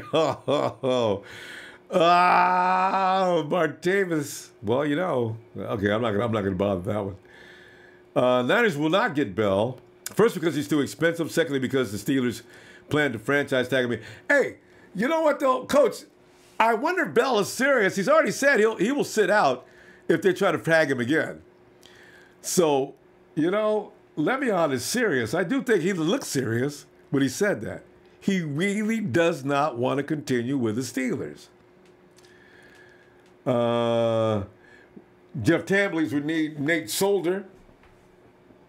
All right. Johnny Doe hopes the Jags will win the Super Bowl so we can say we beat the Super Bowl champs. That would be outstanding. I can go for that. I can. That would be crazy. Actually, next week, we could say things like, if the Jags beat Tom Brady, we could say things like, see that? Jimmy G can beat Tom right now. See, we'll go ahead. So we have the right to say that, see? Because we didn't just beat the Jaguars. We embarrassed them. It was a one-sided affair. The 49ers are starting to gain momentum. I don't know what happened against the Rams, though. I think the 49ers didn't take the Rams seriously because they knew we weren't playing anybody with their second string. It's kind of hard to get up for that, I guess. So, Marcus Williams, the safety Whiffed on an easy tackle. Yeah, when those games happen, everything's so bang, bang. You never know what in the world happened on that play. He may have slipped any number of things. He might have been out of position to make the play. I'm going to look at that game again because it was too much fun anyway. Anyway, fam, I'll tell you what I'm going to do. I'm going to go ahead and take off.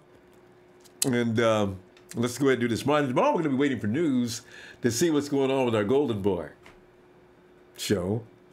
I know you don't appreciate him. You want him thrown off the team, but I still want him. Sorry. Okay. Hey, please don't forget to hit like. Hey, before you go, please hit like. They're very important to me. And I look forward to seeing you tomorrow night, 7 p.m. We may be right here on YouTube. Let's see what happens in the news tomorrow. Otherwise, we'll see what happens. I don't know. I'll give you notice on that. Fam, have a great night. Niners!